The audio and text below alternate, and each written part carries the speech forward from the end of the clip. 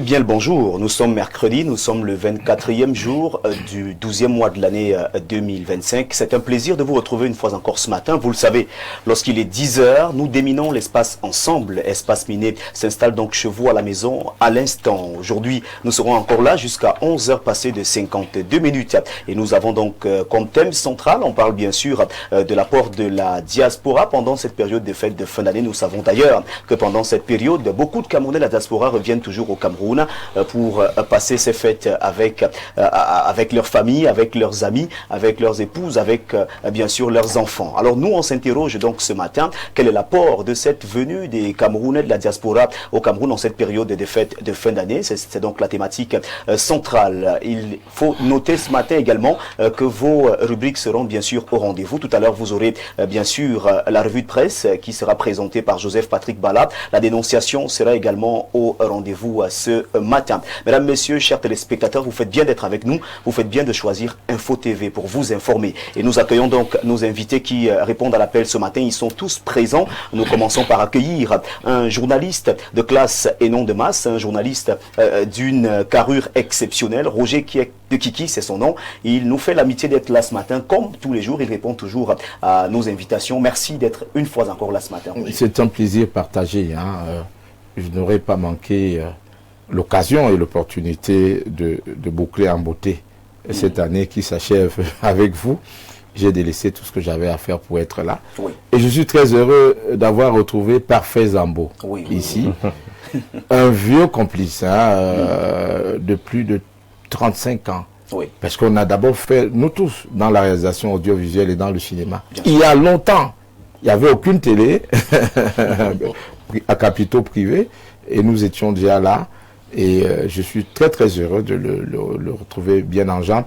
Et quand je traversais pour entrer ici, des dames qui revenaient du marché, des braves dames qui préparent la soupe pour le 25 décembre, m'ont dit, Monsieur Kierk de Kiki, faites-nous un coucou à la télévision. Oui. Forcément qu'elles sont en train de suivre. Je salue ces braves dames et je salue l'ensemble de vos téléspectateurs. Et aussi le top management, le grand frère Vin, qui est aussi mon beau-frère, parce que je suis allé prendre femme dans l'amour fouet à Kono. Ah, d'accord. Donc c'est mon Niala, comme on dit, je le salue avec beaucoup d'affection. Merci beaucoup. Merci de répondre présent ce matin.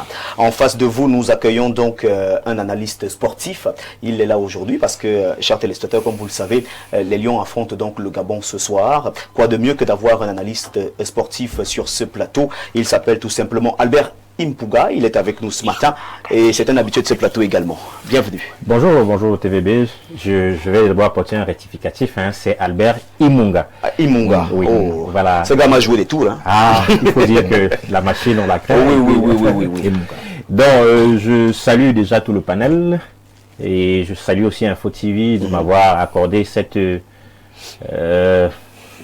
amitié-là, de permettre que nous puissions échanger sur la question. Oui.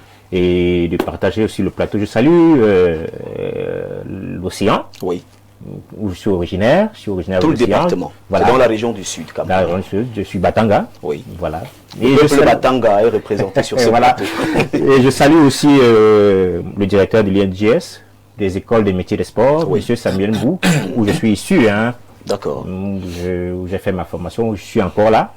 Je sortirai certainement en juin, mais avec l'expertise. Oui. Je ne prétends pas avoir la science infuse, mais nous avons quand même analysé ces différents points. Nous vous voyons en veste, moi ça m'intrigue un tout petit peu, parce que les analystes sportifs, vous vous habillez tout le temps en veste? Alors il y a un paradoxe que je voudrais lever aujourd'hui, c'est pour cela que je suis aussi là. Voilà. C'est qu'il y a une image des enseignants du sport que nous voulons aujourd'hui à l'INJS retirer. Parce qu'on voyait les professeurs de PS avec le suvet, le chrono et tout. Nous sommes des acteurs principaux. À l'INJS, nous faisons la sociologie, nous faisons beaucoup de choses que beaucoup de personnes ne connaissent pas. Et il est du devoir pour moi aussi, si je profite de votre tribune, déjà de parler de l'école de métier des sports. Parce qu'à l'intérieur, nous avons des éducateurs sportifs qui sont des managers, des chroniqueurs sportifs. Nous avons des analystes vidéo. Aujourd'hui, avec le football a changé. Bien sûr. La VAR, un certain nombre de choses. Il y a des pauses à eau et le reste. C'est des choses aujourd'hui que nous ouvrons sur le public pour permettre que aujourd'hui le professeur de sport doit s'habiller en veste. Hein, et venir, et puis je prends ma tenue, je prends mon survêt et mon sifflet, et après, je deviens quelqu'un d'autre, hein, parce que c'était un Donc en fait, lorsqu'il arrive, il doit être en veste, mais après, lorsque l'épreuve sportive arrive, qu'il aille au vestiaire, qu'il mette sa tenue. Oui, c'est pour ça que je salue aussi le président de l'Africa Foot d'avoir dit au coach de parfois mettre des vestes. Hein. Parfois, ça avait souvent une certaine image là et tout, et c'est très péjoratif. Je pense que l'enseignant d'éducation sportive aujourd'hui est celui-là qui devrait aussi passer le message au travers de son vestimentaire. Merci donc Albert Imunga d'être avec nous sur ce plateau. C'est un plaisir. Avec vous, nous allons apprendre un peu plus sur le plan sportif. Certainement, beaucoup de téléspectateurs vont bénéficier de votre présence ce matin. À côté de vous, donc, nous accueillons également un vieux de la vieille. Il est directeur de publication. Il est d'ailleurs le directeur de la publication du journal Diapason. Il est avec nous sur ce plateau. François Mboké, c'est un plaisir de vous retrouver ce matin. Bonjour. Bien le bonjour. Alors, ça n'a pas été facile pour vous d'arriver? Ah oui, ben, il faut s'y attendre. Un 24 n'a jamais été facile, mais lorsqu'on sait ce qu'on veut, lorsqu'on sait qu'on les Camerounais et la diaspora vous attendent, on essaye de braver toutes ces situations et on arrive à l'heure. Vous n'êtes pas venu sur une moto, j'imagine? Ben, je suis un vieux chauffeur et je maîtrise bien Yaoundé, donc je connais, je maîtrise un certain nombre de raccourcis lorsque les voies principales sont bouchées. Oui. C'est pas très évident, hein, depuis un certain temps, depuis sensiblement lundi, les voies principales sont bouchées. Je me suis posé la question, comment est-ce que Roger allait faire pour arriver ici? Non, des acrobaties. Comme il dit, si tu connais le fonctionnement de la ville, tu sais un peu par où faire des acrobaties, mais c'est vrai que c'est vraiment bouché. Et surtout, il faut partir un peu tôt. C'est ça. Il faut partir un peu tôt, sinon c'est difficile. Ok. Eh bien, j'ai dû partir d'abord au bureau, signer des documents et revenir ici. Oui, je m'interrogeais parce que lorsqu'on sait que vous officiez du côté de Royal FM et que vous êtes à la caméra, donc c'est pas très. Non, déjà à incroyable. Merci quand même d'être là. Ça prouve que vous aimez vos téléspectateurs. Oui, quand je donne ma parole, il faut la tenir. Merci. Alors, nous accueillons celui qui maîtrise les sciences dures. Il est également journaliste, Bertrand Tchenkam, qui est de plus en plus aimé par nos téléspectateurs. Il est là ce matin, ce 24 décembre, pour déminer l'espace. Bien le bonjour, Bertrand Tchenkam.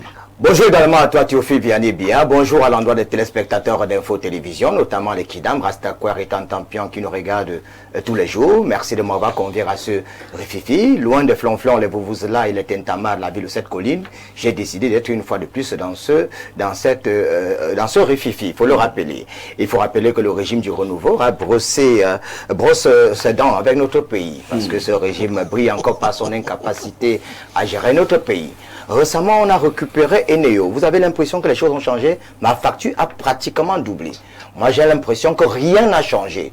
J'ai appris comme ça qu'on a récupéré l'assaut de coton. Mais est-ce que vous n'êtes pas sûr que les voisins prennent le courant chez vous? Non, les voisins ne prennent pas le courant chez moi. Je vous assure qu'on a récupéré Eneo. Les Camerounais ont acclamé. Ils étaient contents. Mais ça n'a rien changé dans notre quotidien. On souffre, on n'a point fini. Actuellement, au Cameroun, tout est devenu cher. Il n'y a que le Viagra qui est moins cher. Ah, vous êtes un consommateur? Je vous assure. Non, moi je n'ai pas besoin du Viagra. Vous savez, moi je fonctionne bien. Je suis le point d'achèvement. Il ne faut pas l'oublier. Mais je suis en train de vous dire que je fais le constat qui est amer. Oui. Force est de constater avec amertume et désolation que depuis 2018, nous quittons de l'enfer pour l'enfer. Tout a augmenté sur le marché. Mais le gouvernement camerounais fait des efforts pour permettre aux Camerounais de passer des fêtes de fin d'année en bonne. Le gouvernement camerounais, jusqu'à preuve de contraire, n'a fait aucun effort pour que les populations se trouvent bien. Mais quand vous ne pouvez pas dire ça. Dites-moi un seul produit au marché qui est moins cher. En 2018, le gaz c'était 6 000, c'est devenu 6 500. Le pétrole c'était 630, c'est déjà à 850. Le riz était 400, c'est déjà à 800. Tout a augmenté. Si vous connaissez un seul produit en dehors du Viagra, non, il y a du riz qui coûte encore 400 francs. Je vous dis qu'il n'y a pas en dehors du riz du chien. Parce que j'ai un chien chez moi. Même son riz, ça coûte 500 francs le kilo, le salarié. Je vous mets à défi. De 2018 en 2025, en dehors du Viagra, est-ce qu'il y a un seul produit au Cameroun qui a baissé? Comme la crise économique, elle est mondiale. Non. La crise économique n'est pas mondiale. Parce que vous vous rappelez qu'au Gabon, elle est juste camerounaise. Est-ce que vous savez que le pétrole a baissé au Gabon? On produit le pétrole, non? J'ai même appris qu'on a même commencé à raffiner notre pétrole, non? Comme le tamis était perdu récemment. Vous avez un problème avec les produits de grande consommation et première nécessité? Oui, j'ai un problème parce que moi j'ai des Camerounais qui souffrent. Hein. Moi j'ai par exemple des gens qui vont venir chez moi manger du riz parce qu'il y a des gens qui ne mangent du riz que le jour de Noël. Et donc vous souffrez? Moi je ne souffre pas, j'ai la chance, je ne souffre pas.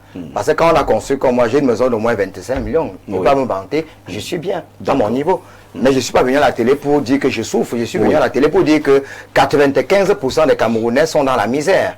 Il serait incongru que chez moi je reçoive 50 personnes qui doivent manger le riz du jour de Noël. C'est-à-dire qu'ils n'en mangent pas quotidiennement parce que le kilogramme coûte 800 francs CFA. Je voudrais être un peu comme Aimé Césaire dans Cahiers d'un retour au pays natal. Je voudrais un peu sauver ce Cameroun qui est malade, abandonné aux mains inappropriées. Certains brossent leurs dents avec la République au lieu de toucher les questions existentielles. Les bornes fontaines, on en avait à l'époque de M. Amadou Ahidjo, non? Qu'est-ce qui fait en sorte que l'État du Cameroun ne puisse pas mettre des bonnes fontaines pour que les gens puissent s'abreuver? Je suis passé à la GP tout à l'heure. Les Camerounais, dans leur immense majorité, se prostituent pour chercher de l'eau à boire. À Yaoundé, vous trouvez ça normal? Qu'on n'ait pas de route? On vous dit qu'on va goudronner une route, on prend à moitié, on laisse le début, on laisse la fin. Vous voyez comment les gens sont feignants. Bertrand Tchonka, merci beaucoup. Merci pour vous dire bonjour. Merci. Nous accueillons donc notre invité permanent. Il est journaliste, écrivain, auteur. Il est avec nous sur ce plateau ce matin, Alain Douk. Merci d'être là ce jour. Bien, bonjour à tous. Bonjour à nos millions de téléspectateurs à travers le monde. Bonjour à nos co-discutants déjà installés. Je vais profiter de l'occasion de ce matin pour saluer de façon appuyée un aîné à l'époque où on était au lycée. Il est maintenant dans les forces armées, je pense bien du côté du Septentrion. Son nom c'est Mboua Kombel, Gabin, fils d'ailleurs d'une illustre famille de ce côté-là, du côté de Batouri, à l'est, où j'ai fait l'essentiel de mon cycle secondaire. C'est le fils, en réalité, d'un défunt vice-président de l'Assemblée nationale du Cameroun. Je le salue, il a tenu à ce que je lui fasse un coucou ce matin, ce que je fais. Et vous l'avez remarqué, je suis à nouveau avec les couleurs de la charte graphique de mon ouvrage. Pas à publier, déjà publié en ce matin et disponible. J'ai partagé l'information sur mes différents comptes et mes différents réseaux sociaux, comme on dit. Donc, sur les supports, vous constaterez qu'il y a toutes les informations possibles. C'est vrai que c'est écrit en tout petit là, au pied de l'affiche, mais il y a les contacts. Oui, peut-être aussi avec l'aide de la réalisation pour ceux qui veulent déjà acquérir l'ouvrage. Voilà, c'est les contacts donc, de la maison d'édition Éclosion, dont les responsables là-bas à contacter pour avoir l'ouvrage. Oui. Donc, il est disponible ce matin. Argent est disponible. Alors, argent, c'est quoi? C'est une tentative de résoudre un problème philosophique au travers d'un genre littéraire qui n'est pas très répandu. En tout cas, en termes de propension, on n'écrit pas beaucoup de théâtre au niveau mondial. J'ai choisi de traiter d'un problème philosophique au travers du théâtre, de la dramaturgie, d'une pièce de théâtre. Alors, je vais pour une première. Il y a un prologue. Il y a un prologue au texte. C'est le texte qui balise la voie pour traiter du sujet. Je vais lire puisque c'est versifié, je vais lire quelques vers, après la lecture de ces vers, pour juste faire une mise en bouche. Bien sûr. Pour ceux qui vont acheter l'ouvrage. Si vous êtes pressés, n'attendez pas la dédicace. Les dédicaces qui arrivent bientôt, vous pouvez vous dire, c'est la lecture à faire pour ces fêtes de fin d'année. Allez-y, vous avez les contacts. Mais avant, je vous fais une mise en bouche au travers d'une petite lecture de quelques vers, du prologue. Puis, je vais lire la 4e de couverture qui résume philosophiquement quel est l'enjeu. Bien sûr. Tohu bohu, pleure dans la cohue. Ténèbres abyssales, il n'y a pas que du propre, il y a aussi du sale. Quand tu viens manquer, tu arraches des râles. Visage assumé de l'iniquité. Luciole, enchanteresse de nos ténèbres terrestres. Tu mets en lumière et sors de l'ornière. Tu élèves sur un piédestal les choses les plus banales. Luxe, mettre sous les feux de la rampe. Tu sais le faire comme Lucifer. On dit que tu es le nerf de la guerre, le pire des tyrans à la poigne de fer. Luciole des ténèbres de la terre, quand tu fuis, l'étau se resserre. Tu achètes tout et c'est faire terre. Tu brouilles à ta guise les repères. Sous ton joug, c'est l'ultra-majorité qui désespère. Tu donnes le sourire aux résidus face à un océan de misère. Tu donnes un prix à tout et de la valeur à rien du tout. On se compromet. On te fait du charme. Séducteur capricieux qui se garde souvent de tout vacarme. Ton manque sonne toutes sortes d'alarmes. Magicien de tout le chapelet des liesses. Ton manque, c'est mettre en détresse. Comme il s'est guillotiné par le stress. On dit que tu sanctionnes la paresse, mais combien s'écorche jusqu'au sang et demeure toujours autant miséreux et sans dents. Aucune gêne, aucune honte à exploiter les enfants. Tu ne te donnes qu'à bien peu. Tu sais à ta guise te faire rare. Tu origines d'innommables tares. Ceux qui te produisent vraiment n'ont jamais la grosse part. Ouvriers de leur propre désespoir. Cela en rajoute à ta mystification, ta sublimation perverse. Tu fais le beau temps et les averses. Tu crées tension et adversité. Tu fais prosterner la recherche et l'université. Tu as l'art de créer des océans d'amertume et de larmes. Tu sais t'y faire avec la fabrique d'armes. Tu fais passer à ta guise d'une certaine paix à la guerre. La guerre, la chair, le sang t'excite particulièrement. Origine cynique des mitraillettes qui crépitent gaiement. On a beau avoir la langue la plus érudite. Quand tu viens à manquer, on n'est qu'un piètre indigent. Tu confortes le joug placé sur les faibles par les puissants. Vecteur et catalyseur de l'exploitation, ferment de la déshumanisation et de la trahison. Tu fais du politique une prostituée. Tu avilis les corps constitués. Je pense que je vais m'arrêter là. Merci. Et je vais lire la quatrième. Ça mérite des ovations. Hein. Merci. L'ouvrage dramatique Argent relève d'observations sociales et civilisationnelles faites et traite du lien servile de l'humanité avec l'argent et les possessions matérielles. L'argent et son culte ont perverti les rapports sociaux, déshumanisé de moult manières l'homme, l'ont asservi et avili. L'argent n'est plus un simple moyen, c'est l'ultime fin qui finit par dépraver et annihiler ce qui reste de notre humanité. Il s'en prend aux valeurs fondamentales et morales de la civilisation humaine sous le regard approbateur de presque tous, et il devient l'ultime valeur et critère de valorisation. Comment en est-on arrivé à un tel point critique avec autant d'indifférence, de résignation et d'approbation? L'humanité et les valeurs intrinsèques de celle-ci se meurent, car l'argent et son culte dans la société humaine n'arrêtent pas de gagner en épaisseur. Les hommes se permettent désormais les pires abominations pour de l'argent. L'homme ne vit peut-être plus carrément. Il vit pour l'argent, ou plutôt que dis-je, l'argent vit pour lui. L'humanité s'efface et l'argent occupe tout l'espace. Doit-on continuer sur cette même trajectoire civilisationnelle, celle du culte de l'argent et des possessions matérielles, du capitalisme outrancier? Une autre civilisation humaine est-elle possible?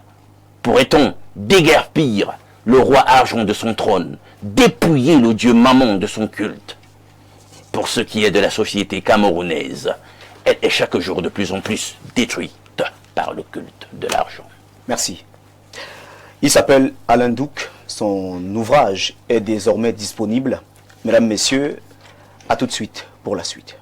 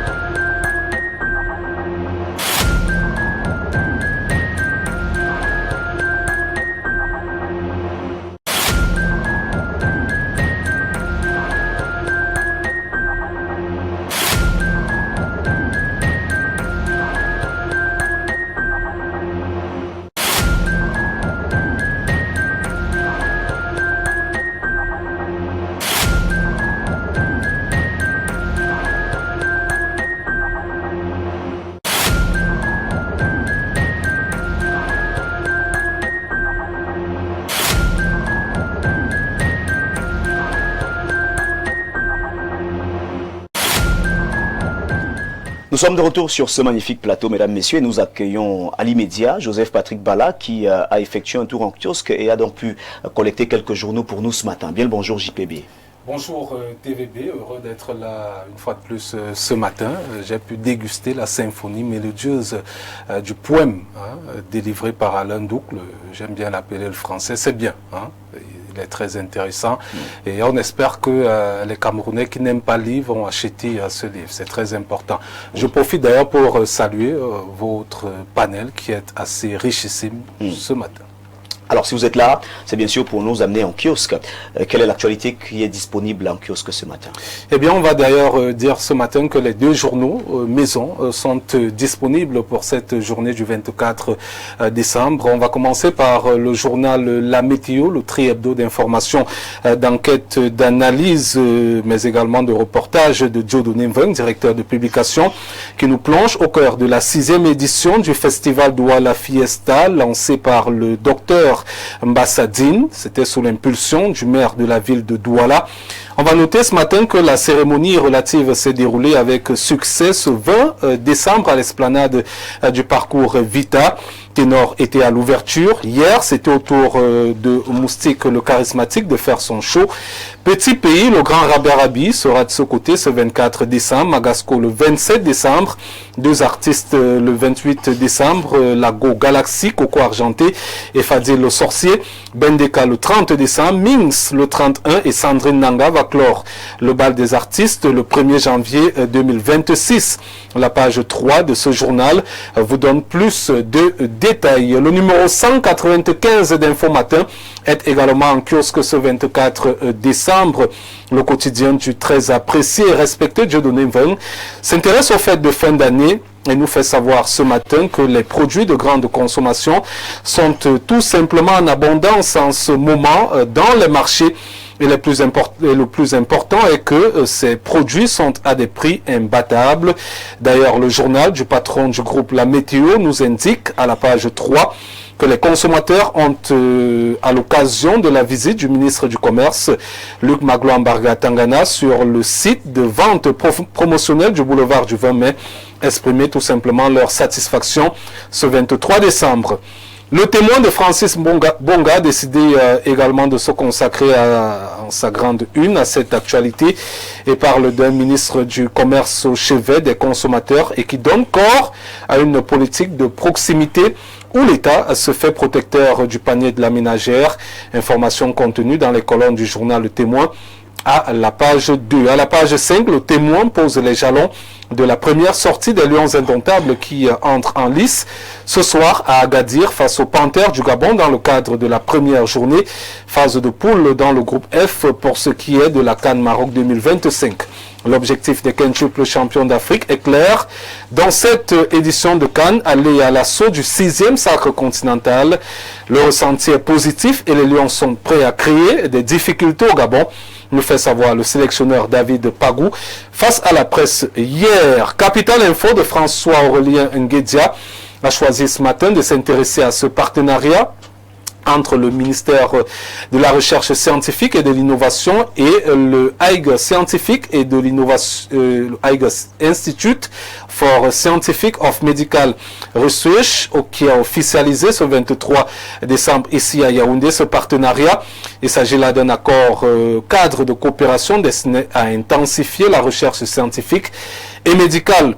Il faut également souligner ce matin qu'il s'agit là d'une démarche structurante portée par la vision de la ministre professeure Madeleine Chuente qui ambitionne de faire de la recherche scientifique un véritable levier de développement, d'innovation et de souveraineté sanitaire. La République de Timothée et Somba Bena, à la page 3, formule ses vœux de restauration totale pour Oswald Baboké, touché par une épreuve de santé soudaine.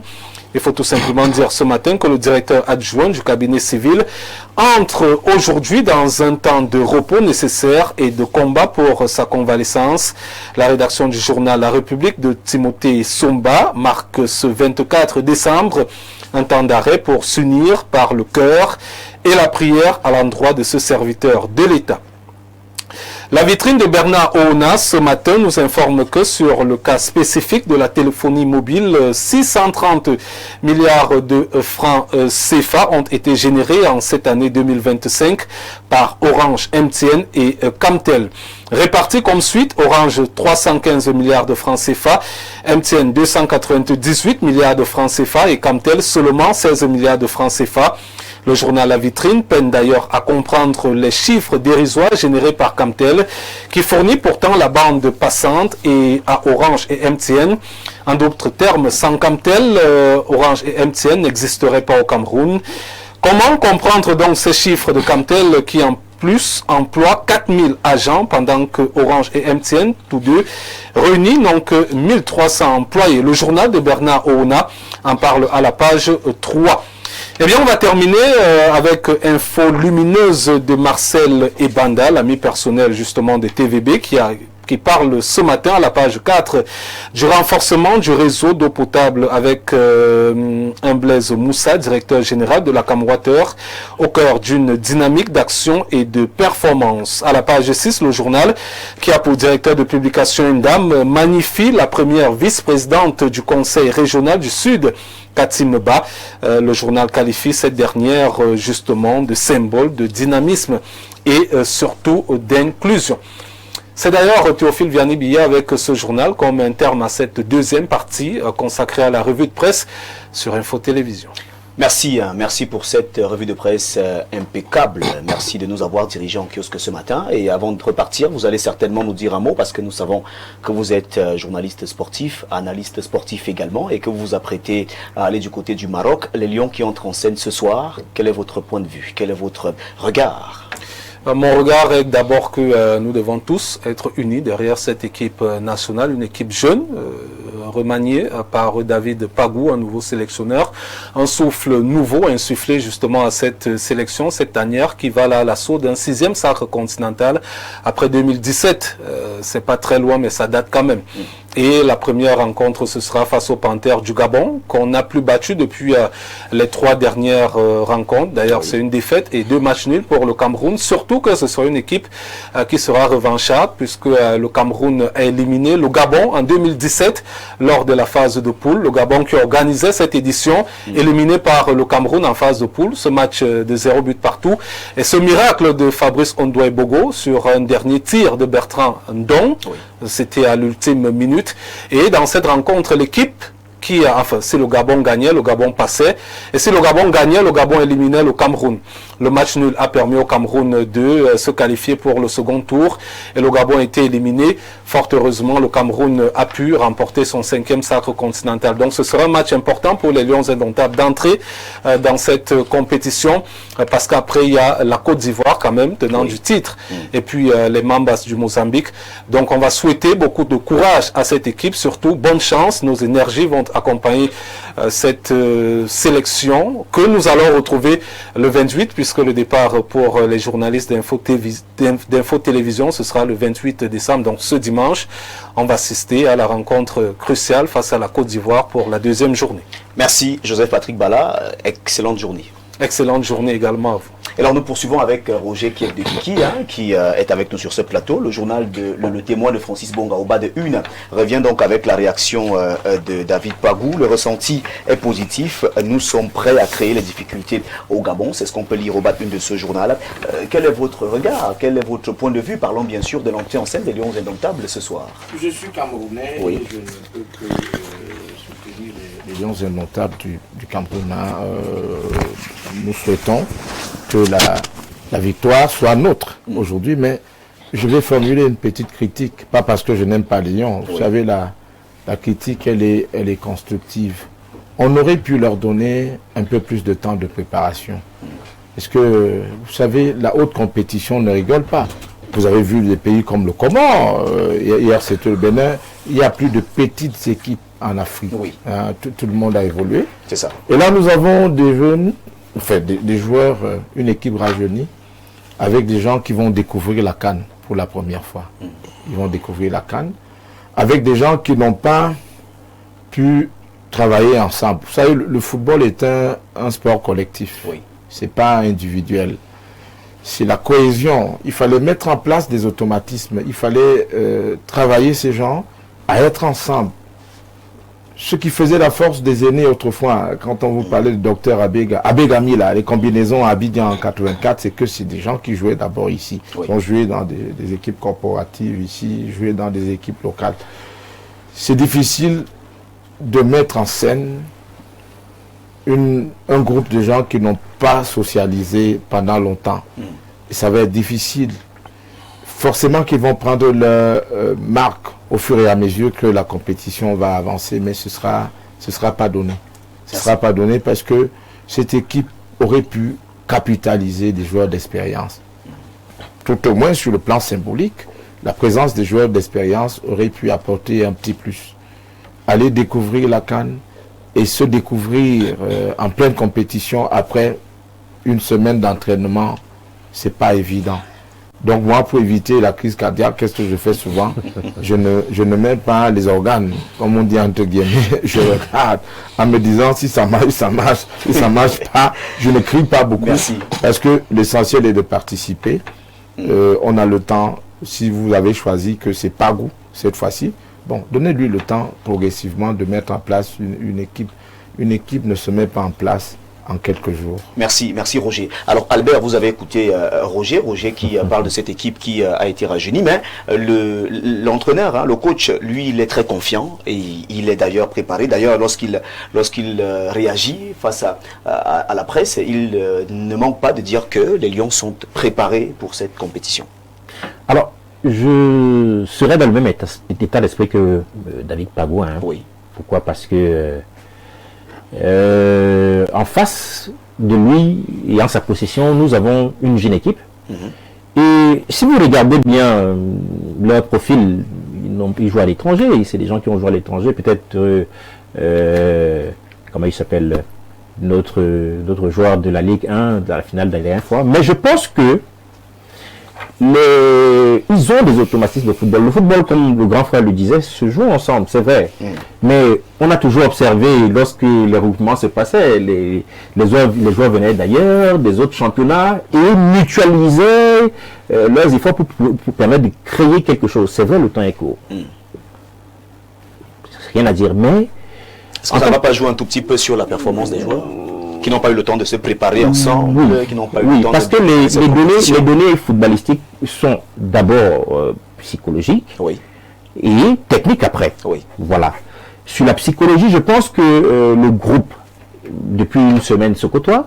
Je pense qu'ils sont ensemble, ils ont un certain vécu. Je vais rappeler un de mes enseignants de psychologie de sport qui disait souvent, il ne faut pas souvent beaucoup pour les sportifs d'avoir la cohésion. Il ne faut pas beaucoup de temps. Il ne faut pas beaucoup de temps. Nous qui sommes dans les terrains là, vous arrivez dans un nouveau quartier par exemple. Vous êtes footballeur, vous voulez aller vous chercher un premier 2-0. Qu'est-ce que vous faites? Vous prenez votre Goudas, non? Et dès que vous avez vu qu'il y avait la Goudas, qu'est-ce qui se passe? Les gars, tu joues où? Tu quelle pousse? Et les automatismes se mettent en jeu. Je pense et je crois que pour cette fois, il est essentiel que nous partions de cette base-là pour construire quelque chose de véritablement fort. Et à la position de David, vraiment, je pense que ces Lions vont faire un espoir. Et le Cameroun a toujours eu cette position-là, lorsqu'ils sont en difficulté, de ressortir et de faire en sorte que le peuple camerounais soit très très content. C'est pas la première fois. C'est pas la première fois. On peut mentionner beaucoup de choses. Et que sur le plan technique même, il faut se dire que il y a de la ressource. Il y a de la ressource. Je pense que déjà avec le point de presse que David Pagou a fait, Noto aussi a dû s'exprimer. Je pense on va assister à un bon match. Alors, François, des nouveaux joueurs qui vont affronter cette compétition qui est assez importante pour la vie de la nation. Il s'agit bien sûr de la Coupe d'Afrique des Nations. On parle quand même de la Coupe d'Afrique des Nations. Et on va découvrir de nouveaux visages sur le terrain. Est-ce que le Camerounais va vraiment regarder ce match étant très confiant? Pourquoi pas? Moi, j'y vois deux avantages. Deux avantages parce que le système de jeu est nouveau. Il ne sera pas tout de suite découvert par l'adversaire. Et un autre avantage, c'est que ce sont des gens qui jouaient et on ne les a pas pris au quartier. Ils jouaient quand même, donc la cohésion sera facile.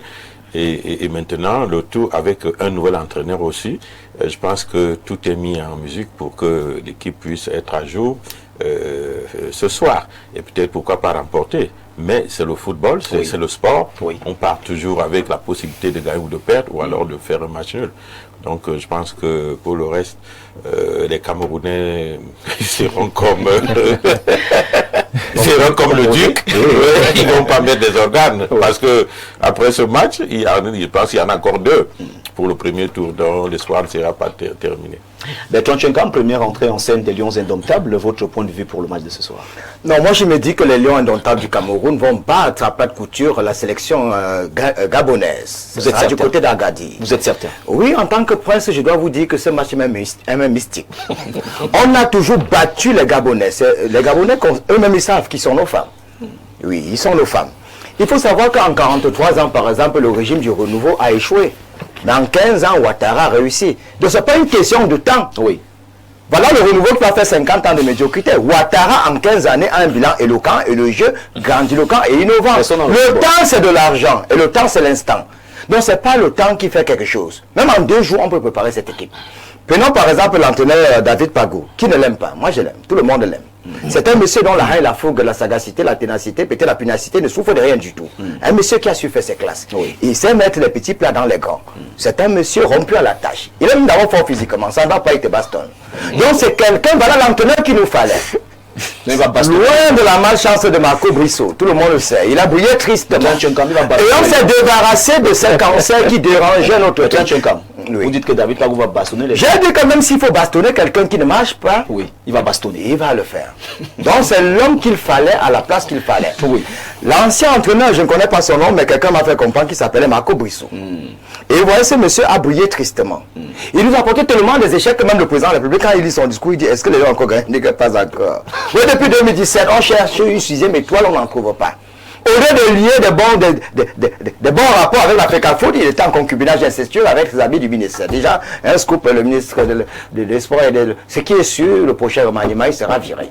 Parce que c'est à cause de lui, ce mélange malsain qu'on s'est retrouvé là. Les Églisiens d'une part, les hiboux de l'autre côté. Aujourd'hui, il y a la sérénité. Les choses vont aller, je peux vous garantir qu'on va réussir. On a enlevé le cancer qui nous dérangeait. C'est même la malédiction. Quand tu es maudit, même la chèvre va te mordre. Merci. On était maudit. Actuellement, je peux vous garantir, on a voyagé à temps, non? Qui s'est plaint? Personne. On peut regretter qu'on est allé, on dit, oui, les anciens. Moi, je suis de ceux qui pensent que l'équipe brésilienne, on la renouvelle tout le temps. Il ne faut pas croire qu'on sera là ad vitam aeternam. Mais ce n'est pas parce qu'on est bon qu'on sera là toute la vie. Même nos dirigeants doivent comprendre que chaque chose a un temps. Ouattara, en 15 ans, il a fait des merveilles. Merci, Bertrand Tchenkam, merci. Alors, Alain Bouquin, vous êtes Camerounais, les Lions indomptables affrontent le Gabon ce soir pour le compte de la CAN qui se joue au Maroc.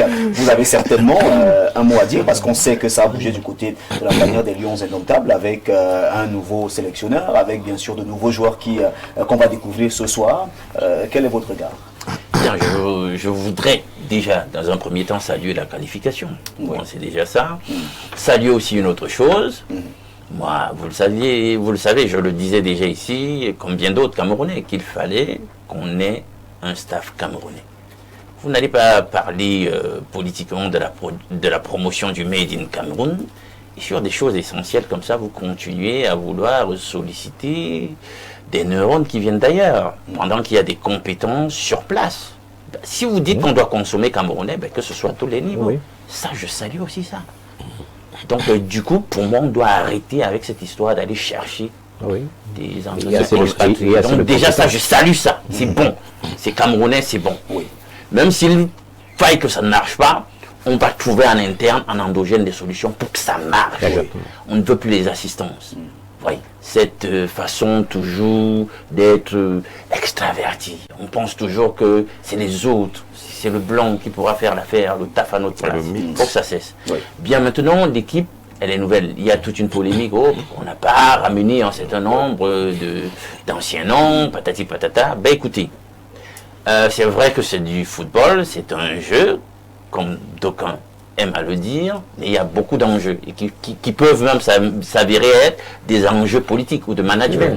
Donc il y a une nouvelle vision. Peut-être qu'ils ont résolu qu'il fallait faire du vin nouveau dans de nouvelles eaux. Aussi simple que ça. Donc du coup, on prend une nouvelle cuvée de personnes et on va essayer de produire quelque chose avec pour rompre avec ce qui s'est passé par le passé. Peut-être des intrigues, des esprits d'indiscipline, un manque de compatibilité entre les visions et les attentes, etc. Donc peut-être, moi je vais pas blâmer ça. Ce que nous attendons, c'est que ceux qui ont été choisis, ceux sur qui le dévolu de cette équipe technique s'est porté en tant que joueur, qu'ils fassent le job. Exact. Je ne veux pas savoir d'où ils viennent, au moins on le sait. Ils sont footballeurs.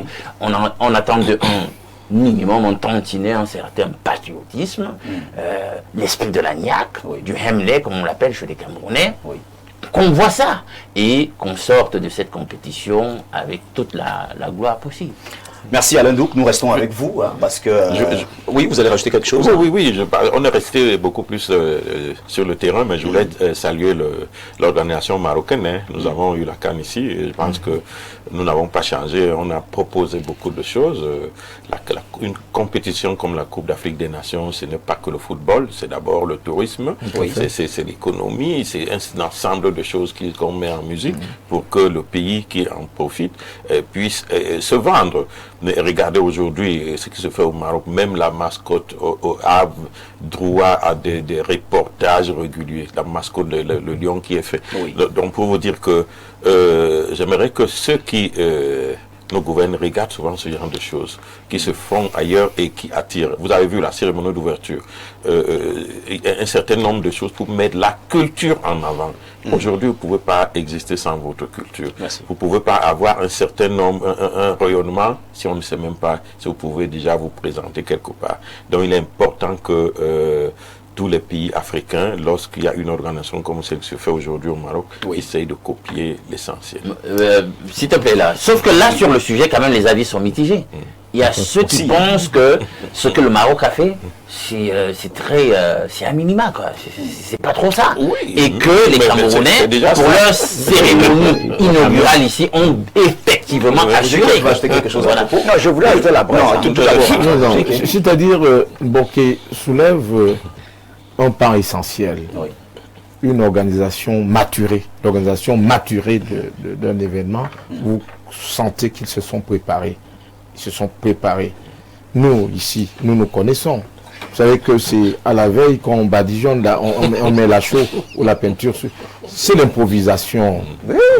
Il ne faut pas tout résumer au folklore artistique ou alors au folklore culturel. Oui. Ça se prépare. Et leurs équipes, d'abord, ils ont gagné la Ligue. Ils ont préparé même leur équipe pendant de très longues années. Oui. Nous devons apprendre à nous projeter sur du long terme par une maturation. Bien sûr. C'est pas l'improvisation à la petite semaine. C'est très important. Pas pour le moment que ça va se faire. Très rapidement. Mais je suis d'accord avec eux. Est-ce que vous savez que le Maroc vit principalement le Maroc vit principalement du tourisme. Ah d'accord. Est-ce que vous savez ça? Mais tout a réussi, ils sont en train de préparer la Coupe du Monde. Vous savez que le stade olympique, c'est pas terminé jusqu'aujourd'hui. Ça ne dit rien à personne. Non, je parle de la cérémonie. La cérémonie, c'est autre chose. Je vous dis que les Marocains sont en train de préparer la Coupe du Monde. Oui. Et ils sont en train de montrer que leur pays. Est-ce que vous savez que les Marocains n'ont rien à envier aux Français? Ils ont les TGV, des trains, oui. Je vous assure, ils ont tout. Ils n'ont rien à envier à celui qui est en Europe. Ici, même les routes de la CAN n'existent pas. C'est là où on vous montre le pays. Au Cameroun, quand on est venu jouer au Cameroun, le stade de l'Olymbe, on a fait monter les mouvettes, on a pétiné, les gens, ils sont morts. Je ne sais pas pourquoi la malchance est tout derrière nous. Au-delà même de l'improvisation, il y a la malgouvernance. On a eu pourtant beaucoup d'années. Il y a des années. Panélistes, merci. Alors, qu'on termine avec le stade de l'Olymbe, qu'on fasse le bilan. Qu'est-ce qu'on en fait même? Mais ça ne sera jamais fini. Comment tu dis? On peut même là-bas, non? Merci beaucoup. Merci. Alors, Alain Douc, nous revenons avec vous pour la dénonciation de ce matin. Bien, écoutez, pour la dénonciation, elle sera fort simple ce matin. On m'a fait parvenir en pli fermé. Et voilà. La personne a voulu faire sa dénonciation sous le sceau de l'anonymat. Il y a un bloc liminaire, je ne vais pas le lire, je vais directement au problème. Donc, Alain, ma dénonciation de ce jour est intitulée « Ceux-là qui falsifient les décrets du président de la République ». C'est le titre. Pourquoi le font-ils et pour quel intérêt? Je me le demande. Alain, le président de la République, est pour nous une icône, un patriarche. Il exerce le pouvoir que lui a conféré le peuple camerounais.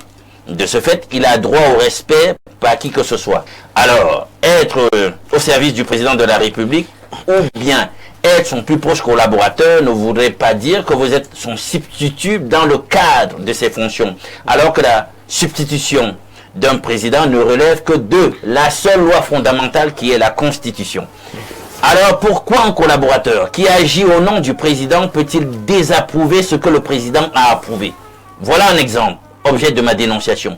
Le président de la République avait signé un décret relatif aux indemnisations des populations touchées par les travaux de construction de la route nationale numéro 1. Il a donné un document en annexe.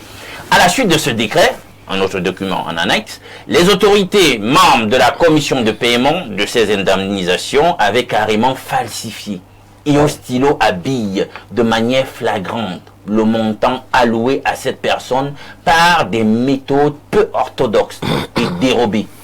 À la victime près d'une somme de 900 000 francs CFA.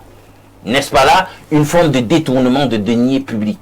La victime n'avait perçu que le montant inscrit au stylo à billes qui était de 95 700 francs CFA. Donc carrément les gars ont barré en zéro, on peut dire comme ça à droite, du chiffre réel. Ceci veut dire qu'un chiffre zéro avait été donc ôté du montant réel reconnu par le décret du président de la République. Malgré plusieurs recours avec des décharges à l'appui auprès des institutions hiérarchiques que sont le Premier ministre, le gouverneur du centre et la CONAC, aucune suite n'a été donnée. Alain, tout se passe comme si ces administrations de tutelle étaient aussi complices des autorités locales chargées du paiement de ces indemnisations. Et nous, population victimes de ces injustices, ne savons plus à quel sort nous vouer. Alain, je te raconte une anecdote. En avril 2018, le ministre des Travaux publics était en visite de travail dans le département de la Haute-Sanaga afin d'évaluer l'état d'avancement des travaux de construction de la route nationale numéro 1. Pendant les échanges avec les populations dans la salle de la maison du parti RDPC de Nangaïboko, le président départemental de l'UPC leva le doigt pour demander au ministre Nganonju Messi où en est-on avec les indemnisations relatives aux travaux de construction de la route alors que les travaux tiraient vers leur fin. Selon le président de l'UPC, les textes disent qu'on indemnise avant de détruire ou d'exproprier les populations qui occupent l'emprise des travaux. Mais si les populations de Nangaïboko avaient laissé l'entreprise soumissionnaire des travaux commencer les travaux, c'était et percevoir leur indemnité ultérieurement, c'est tout simplement parce qu'elles étaient contentes d'avoir une route bitumée. Mais à l'allure où vont les choses,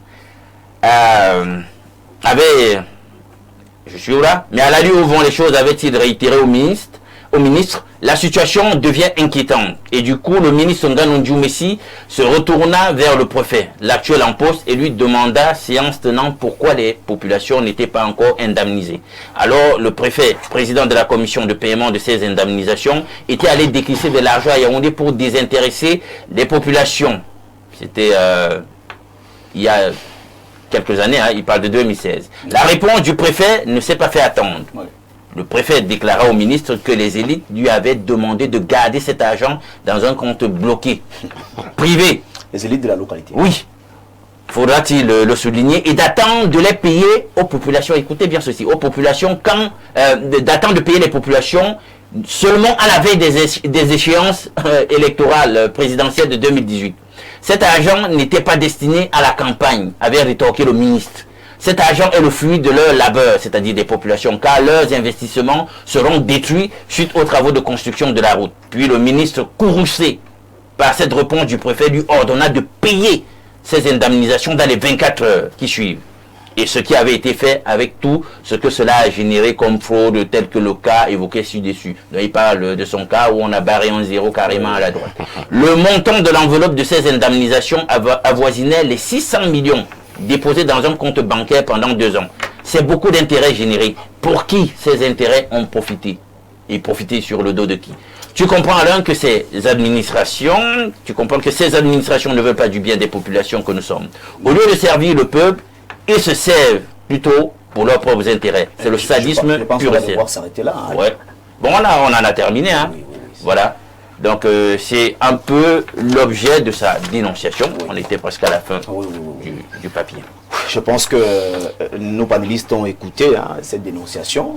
C'est monsieur qui se plaint du fait qu'il n'a pas pu recevoir la totalité de son indemnisation. On a dû barrer un zéro parce qu'à lire, à l'écouter, on est parti de 950 000 à 95 000. Oui. Bertrand Tchouekam, une situation qui vraiment met en mal ici l'administration qui a géré le dossier. Mais bien sûr, vous parlez d'une situation macabre, fracassante et iniquissée qui accable désormais notre pays. Moi, j'aime le président Paul Biya, c'est un homme dont la reine, la fougue et la sagacité ne sont plus à démontrer. Mais malheureusement, il aurait pu travailler avec Yek de Kiki. Il aurait pu travailler avec moi. Mais lui-même, il a choisi des individus qui vont le tuer. Il est pris en otage par une bande de copains et coquins qui, au lieu de servir, ont décidé d'asservir, de se faire servir. Des individus dont l'imposture et la forfaiture sont connus. Ils brossent leurs dents carrément avec la République. Ils gèrent notre pays de façon villageoise et kafkaïenne. Beaucoup de filouteries dans la gestion. Personne ne l'écoute. Il a bien voulu que le Cameroun soit électrifié. On a construit un éléphant blanc, ce que vous appelez barrage de Natigal. 420 MW. Est-ce que vous savez que le barrage de Natigal avait la capacité d'électrifier toute l'Afrique centrale? On ne devait même pas avoir de coupure d'énergie. Mais moi, ça fait 3 jours, je n'ai pas d'électricité. Ouais, mon habit est froissé. De l'eau même, je n'en bois même pas. C'est l'eau depuis que je bois. Vous voyez un peu. On a tout fait pour dire, tu énerves. On fait tout et tout pour qu'il soit à la merci des oubliettes. Il ne faut pas l'oublier. Alors, prenons par exemple l'autoroute Douala-Yaoundé. Vous trouvez normal qu'un projet comme celui-là, parce que quand je dis que le régime a échoué, je ne dis pas qu'il n'y a pas eu de bonnes intentions, rigueur, moralisation. Mais j'ai l'impression qu'il n'y a eu ni rigueur, ni moralisation. Mais ça n'empêche qu'il a eu de bonnes intentions. On n'a que fait 60 km sur 250. Je suis allé à l'autoroute Yaoundé-Douala pour voir à quoi ça ressemble. Je me suis rendu compte que c'est une rue. Rien à voir avec une autoroute normale. Vous savez que le maire de Loboté est allé en prison, non, pour les affaires d'indemnisation. C'est-à-dire, on vous demande de donner, par exemple, là où tu mérites 10 millions, on te dit que non, tu as droit à 500 000, toi c'est qui? Tout pour eux, rien pour les autres. Roger Kei de Kiki, est-ce que c'est... Il a même dit récemment que les filles... Si on décide de soustraire l'argent de l'indemnisation des populations qui ne devraient que bénéficier du fruit de leur labeur, parce qu'il faut dire que ce sont leurs maisons qui sont détruites, ce sont des plantations qui partent en fumée pour le développement. On doit normalement permettre à ces derniers de se retaser ailleurs. Les indemnisations sont un droit. Oui. C'est-à-dire que même quand vous n'avez pas une maison, si vous avez viabilisé à travers une plantation, chaque arbre a un prix. Oui. C'est sur la base de qu'on arrête le taux par chaque ayant droit. Oui. J'avais observé dans l'allée qui il y a quelques années, le préfet de l'allée qui est allé en prison parce qu'il avait mis la main dans l'argent des ayants droit, des populations indemnisées. À Kribi, pareil, pour le projet du port en eau profonde.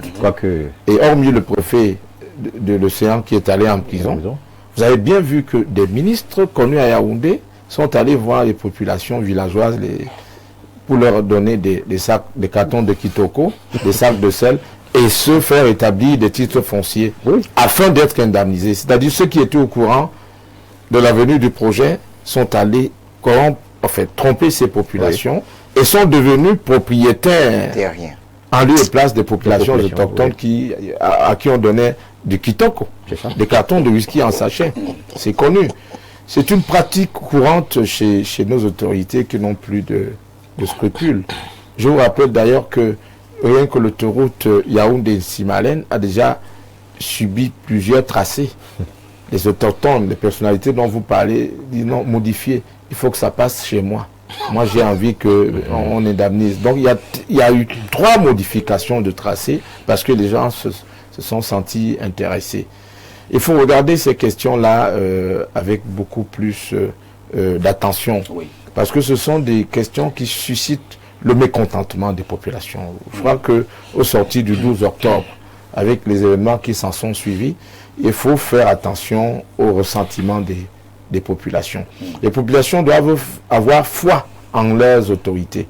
Un maire doit pouvoir représenter quelque chose de symbolique.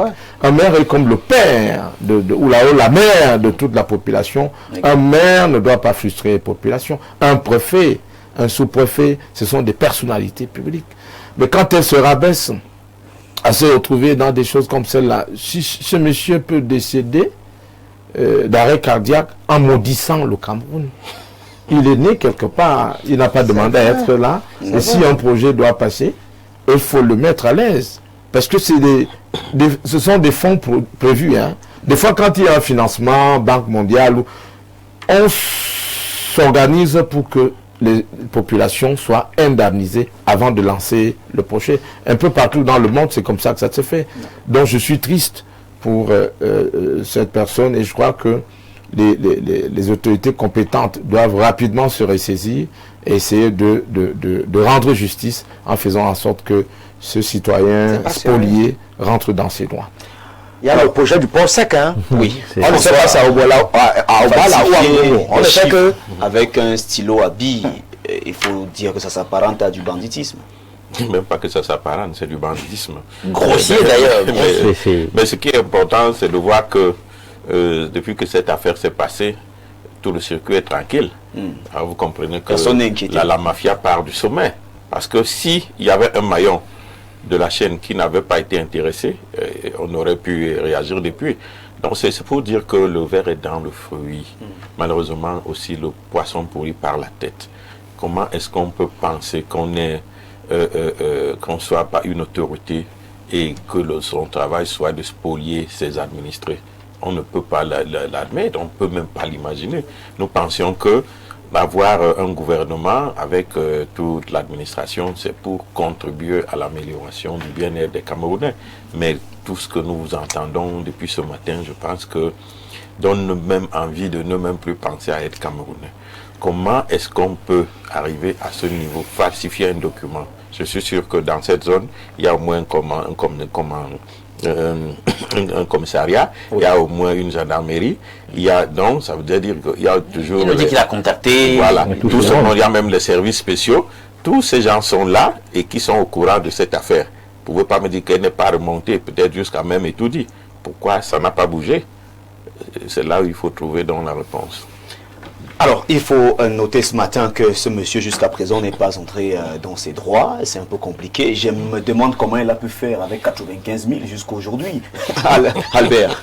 Alors, je pleure presque. Pourquoi? Parce que... vous allez pleurer tout à l'heure. Je vous assure, c'est TVB. Je vous assure, c'est nous. Je préfère mettre le nous. La minorité encore souffre plus que ça. Je suis originaire de l'océan à Kribi et je vous rappelais un fait qui nous a scandalisés, nous les intellectuels. C'est-à-dire qu'on veut des personnes au port, on dit on veut 3000 personnes et un bus de 3000 places vient de Yaoundé au port. C'est-à-dire, vous vous posez la question si vraiment on vous a envoyé à l'école pour du vent. Au vu au su de cette chaîne d'autorité, moi je dis... Le management du Camerounais, vraiment, ça ne vaut pas la peine. Il est essentiel ici de dire une chose, c'est quoi? C'est que on ne peut pas durer à un poste de service aussi longtemps. Et c'est ce que ça crée. Lorsque vous mettez longtemps quelque part, vous tissez des choses et tout, et puis ça devient du n'importe quoi. Copinage. Il est important qu'au Cameroun, qu'on sache laisser. Au Cameroun, les directeurs de société, oh là là, c'est terrible, c'est terrible ce qu'on voit. Moi qui suis Batanga, je vous assure, faites un décompte, allez demander combien de Batanga sont au port. Ils font des petits métiers là, autour du port là, si on les a pris, ils sont à l'intérieur là, les dockers, vous voyez. Alors posez-vous la question, ok, quel est le capitaine d'un navire Batanga? Merci. Un gars qui nage, un gars qui connaît la mer, un gars qui connaît tous ces jeunes. Mais le mis de côté. Qui devait être un pompier. Merci, voilà. Merci. Avant de prendre la réaction d'Alain Douk, nous avons une réaction là par WhatsApp. Salut à vous sur le plateau. L'info que vient de lire Alain Douk est vraie. J'étais dans l'arrondissement des Minta. Le sous-préfet avait même refusé d'aller en retraite si le dédommagement n'était pas fait. Je me dis qu'il attendait sa part du gâteau. C'est Mobache depuis Etoa qui nous écrit ce matin. Merci. Même étant à la retraite, on peut le rattraper. Il faut rappeler que parmi les 10 gouverneurs que nous avons actuellement, je crois que 7 devraient déjà allé en retraite. Hein. Merci. Alors Alain Douk, vous avez eu cette histoire entre vos mains. Oui, quelqu'un disait tout à l'heure là qu'il a envie de pleurer. Je vais vous ajouter un truc qui va nous faire tous pleurer peut-être. Oui. Parce que là, dans la chute de sa correspondance assez longue, il dit quelque part un autre fait qui vaut aussi la peine de dénoncer, actualité oblige, le président départemental de l'UPC, qui était à l'origine de cette cabale humiliante vis-à-vis de ses autorités, avait été froidement assassiné, car quelques semaines plus tard, s'était retrouvé mort dans son domicile en état de décomposition avancée. Donc je dis que c'est écrit quoi. Oui. Donc pour dire que le responsable qui a passé le temps à leur dire non, vous n'êtes pas dans les canons, faites ce qu'il faut faire, c'est pas comme ça que ça doit se passer. On l'a retrouvé refroidi. Très grave. Ça confirme ce qu'on disait que c'est un réseau bien organisé. C'est une mafia. C'est la pègre. C'est la pègre. C'est la mafia. Et vous savez, les méthodes de la mafia, voilà. Quand vous menacez leurs intérêts, on voit ce qui se produit. Et bien sûr, tout ça, c'est pourquoi? L'argent. Diablerie. L'argent pour les autres. C'est-à-dire que banaliser une vie, quelqu'un qui disait la vérité, qui voulait que la justice soit établie contre des gens avec équité, on le refroidit parce qu'on veut l'argent. Oui. Et c'est le net de la guerre. Vous comprenez philosophiquement qu'il y a un problème. Il y a un problème. Spirituellement, il y a un problème. Oui. La machine est tellement bien huilée qu'on ne sait pas vraiment par quel bout on va tenir ce serpent. C'est trop compliqué. Mais au moins, on a déjà avancé, on a dénoncé ça. Si une mécanique peut se mettre en branle pour essayer de revisiter cette histoire, tant mieux. Le poisson pourrit par la tête. Vous avez des informations sur le pont 7 d'Oba là? On n'en parle plus. D'autres ont dit que Nanga est beaucoup, d'autres ont dit on indemnise au quotidien, d'autres ont acheté tout un village. Bertrand Tchenkamon revient tout à l'heure. Mesdames, Messieurs, c'est le temps de marquer une pause et de faire une fleur à nos partenaires.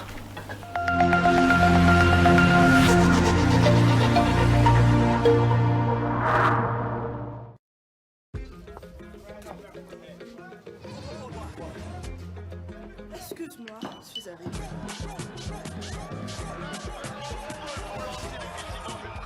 Fiers et réunis autour des Lions indomptables.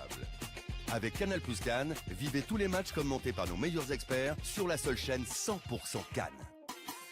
Avec le décodeur HD à 5000 francs dès la formule Access. En plus, la parabole et l'installation sont offertes. Est obtenu au terme d'un processus rigoureux de filtrage et d'analyse, ce qui vous permet d'étancher votre soif en toute sécurité. Buvez l'eau minérale Bonis, buvez la vie.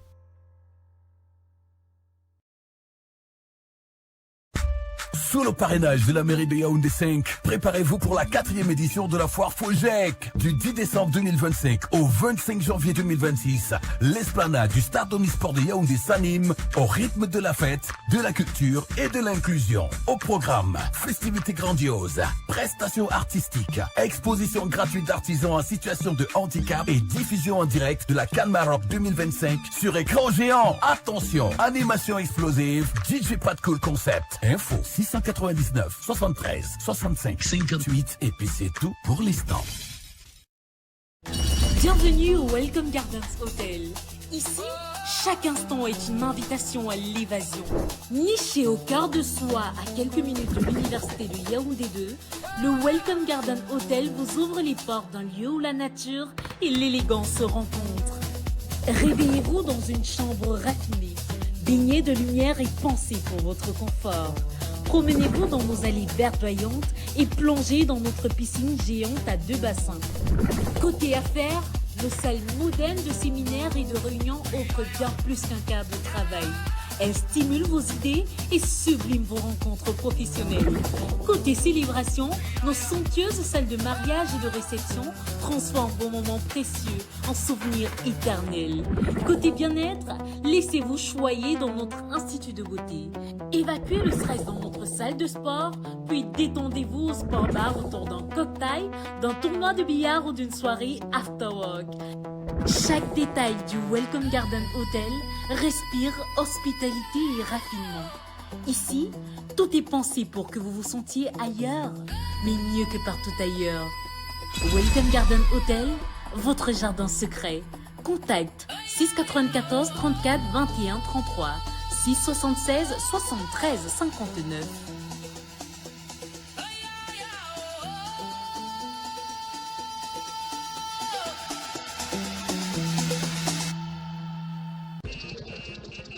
famille se réunit. Quel chaos. Excuse-moi, je suis arrivée. Quel beau chaos. Les rivalités sont profondes, mon frère. Quand tu entends le bruit avant de le voir, tu sais que la famille est arrivée.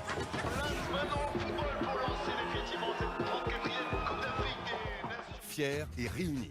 Avec Canal Plus Cannes, vivez tous les matchs commentés par nos meilleurs experts sur la seule chaîne 100% Cannes. Alors réabonnez-vous à votre formule habituelle et profitez de toutes les chaînes offertes pendant 30 jours.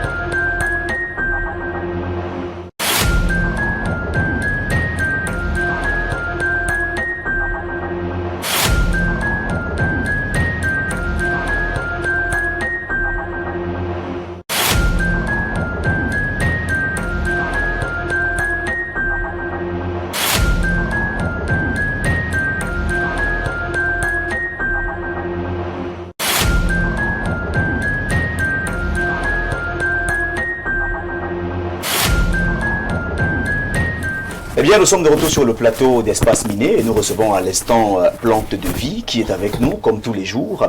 Les Makouma, bien le bonjour. Bonjour Bia, j'ai voulu dire Paul Bia. Vianney Bia, c'est encore mieux. Bia.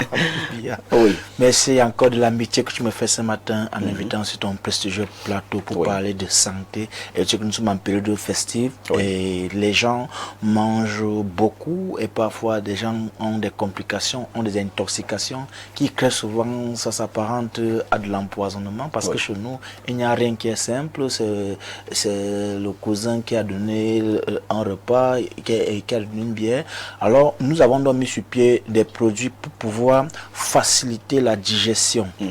Parce qu'il y a plusieurs personnes qui en meurent des problèmes d'indigestion et on accuse toujours que non, c'est le poison ou bien que on lui a donné quelque chose dans son verre ou bien dans son repas. Que non, on a juste eu un problème d'indigestion. Alors avec notre produit, le L4 Top Cleaner, ce produit-là qui permet de nettoyer le gros intestin, qui permet de soulager tout le corps de manière générale.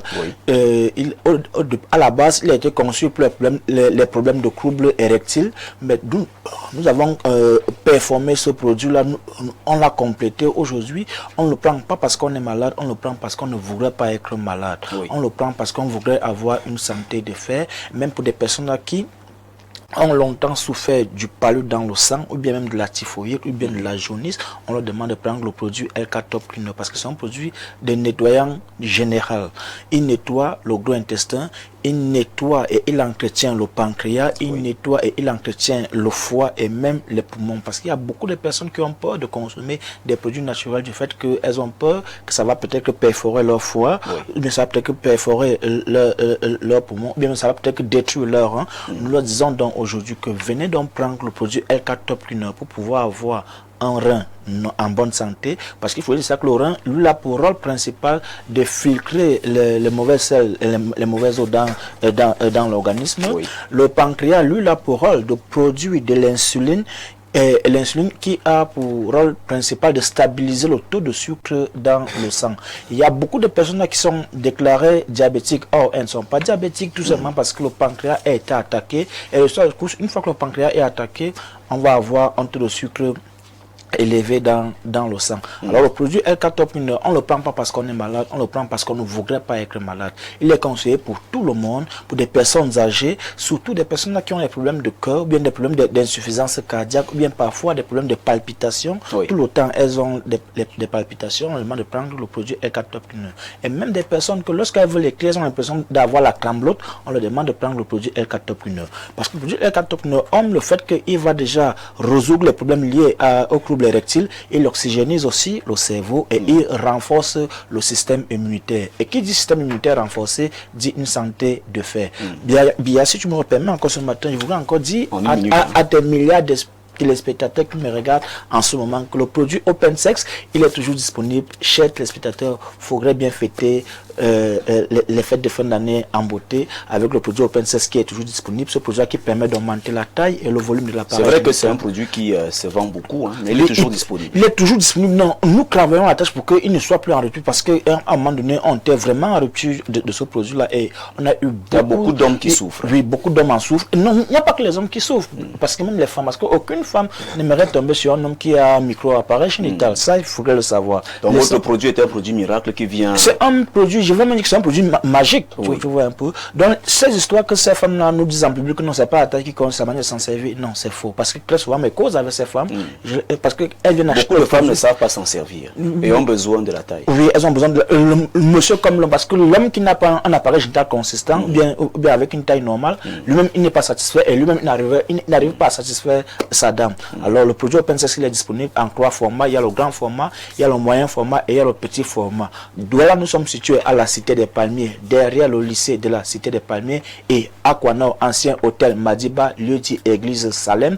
Et Yaoundé, nous sommes situés au quartier Kolndongo, Carrefour Iptek, immeuble Baïga Center, face maison du parti ou maison de la femme. Merci. Pour des personnes qui sont hors de ces différentes villes, vous appelez les différents numéros et puis il y a des équipes qui sont chargées de vous faire parvenir les produits à domicile, où que vous soyez dans le monde, où que vous soyez dans le Cameroun. Merci d'être passé sur ce plateau ce matin. J'espère que nos téléspectateurs vous ont écouté d'ailleurs de manière religieuse comme ils le font habituellement et que vous allez recevoir des coups de fil parce que c'est la période de fête de fin d'année. Il y en a qui ont besoin de vos produits. Et il y a aussi le King taper pour les messieurs qui ont des problèmes de faiblesse sexuelle, éjaculation précoce, reprise lente, perte d'appétit sexuel, qui concerne aussi les femmes. Merci Lema Kouma d'être passé sur ce plateau. En face de vous, nous recevons la présidente fondatrice de l'association Hand on Health qui est avec nous sur ce plateau ce matin. Bien le bonjour, Sandrine Kameni. Bonjour, je suis très heureuse d'être sur ce plateau ce matin. Oui, je suis la présidente fondatrice de l'association Hand on Health qui porte la vision de pouvoir contribuer à l'amélioration des personnes qui vivent avec des problèmes de santé mentale. Et c'est une association à base communautaire. Je profite donc de cette opportunité pour saluer ma communauté, la communauté dont je suis originaire, Bafang, et notamment mes parents du côté de Bafang. Merci. D'accord. Pourquoi avoir choisi de créer cette association? L'association a été créée pour donner, apporter aux autres les réponses que je n'ai pas eues quand, ou alors ma famille et moi n'avions pas eu quand nous avons des problèmes, parce que il faut le dire, tout est parti de la maladie de ma maman alors que j'avais l'âge de 5 ans. Elle a débuté avec un problème de maladie mentale et quelques années plus tard, ma grande sœur aînée également est tombée malade et nous avons passé près de 8 ans et puis avec elle à la maison, attachée, oui. Près de 8 ans attachée. Oui, attachée. Il fallait... Elle était violente. Oui, elle était violente. Et nous, à l'époque, nous devions aller à l'école parce que quand on la laissait, elle fuguait parfois et ça nous mettait dans un stress encore important de pouvoir la retrouver.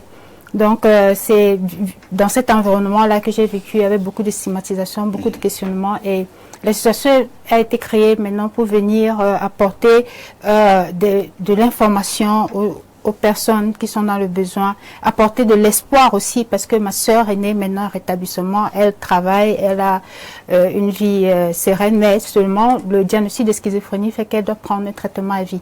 D'accord. Oui. Alors ce matin, comme nous avons la chance d'être avec vous, il faut rappeler aux téléspectateurs qu'il y a une différence entre la santé mentale et la maladie mentale. Et pour parler donc de cette différence, nous allons accueillir votre psychologue clinicien qui est en face de nous ce matin. Bien le bonjour Odilon Kensop. Voilà, Odilon Kensop, c'est votre nom. Merci d'être là ce matin. Nous voyons vous arborer la tenue de votre association, telle que les téléspectateurs peuvent le constater ce matin. Alors, vous êtes psychologue clinicien, vous officiez au sein de cette association, vous accompagnez les personnes malades, vous accompagnez bien sûr les personnes de votre communauté. Dites-nous, quelle est la différence entre la santé mentale et la maladie mentale? Thank you very much, Vienel. Before going into the subject, I'd like to greet the panel here present and also say thank you to Info TV for accepting us here this morning.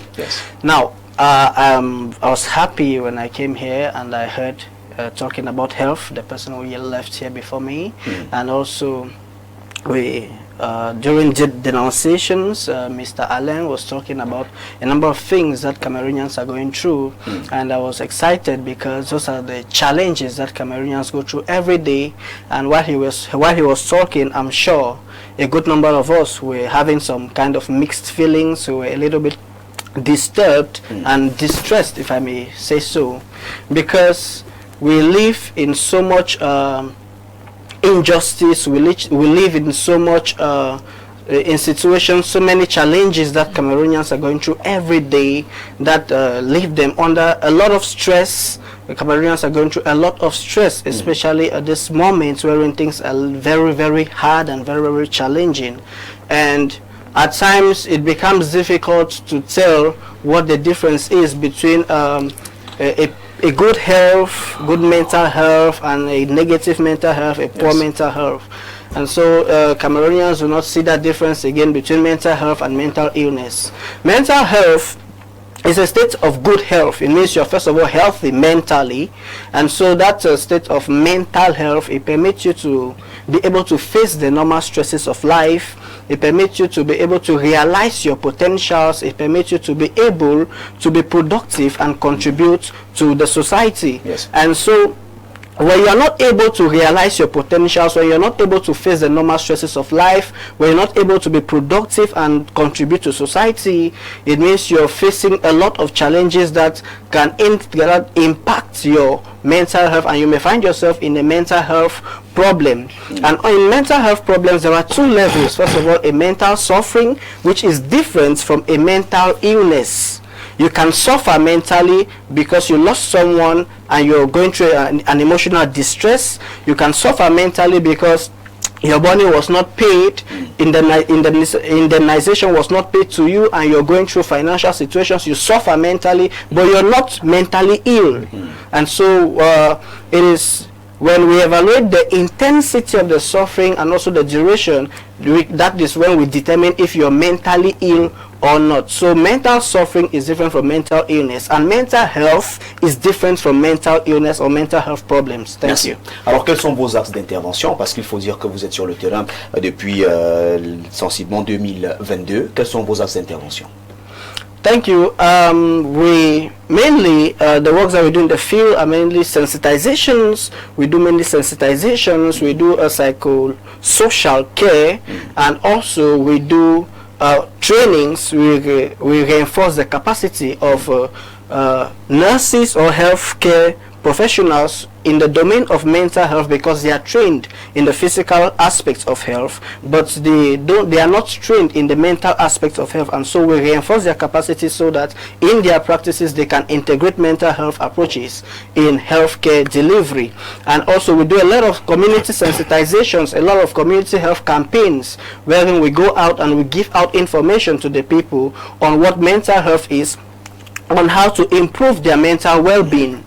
And also we do a lot of training and capacity building. Thank you. Madame la Présidente, fondatrice, vous avez des réalisations, mais vous avez également des projets futurs.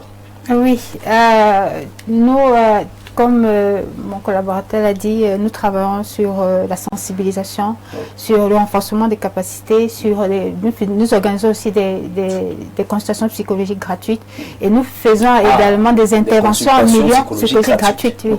Et nous faisons aussi des interventions en milieu scolaire, parce qu'il faut le dire, avec toute la violence que nous connaissons, dont nous travaillons sur des thématiques comme la gestion de la colère, l'estime de soi, les outils en compétences psychosociales. Et donc, nos projets futurs, c'est davantage de travailler sur la sensibilisation, renforcer les capacités des acteurs locaux que sont les infirmiers et les animateurs communautaires, parce qu'en ce moment, nous sommes sur un projet dans le district de santé d'Unfu, et davantage consolider nos partenariats et beaucoup plus aussi l'approche accompagnement psychosocial des personnes qui vivent avec les enjeux de santé mentale, mais également des membres de l'entourage. Parce que j'en suis une. J'ai vécu dans cet environnement, mais je n'ai pas eu le soutien à un moment donné parce qu'il y a l'épuisement, il y a des questionnements, il y a la souffrance aussi. Donc vous avez accompagné ceux qui souffraient, mais personne ne vous accompagne. Parce que vous également vous soufflez. Oui.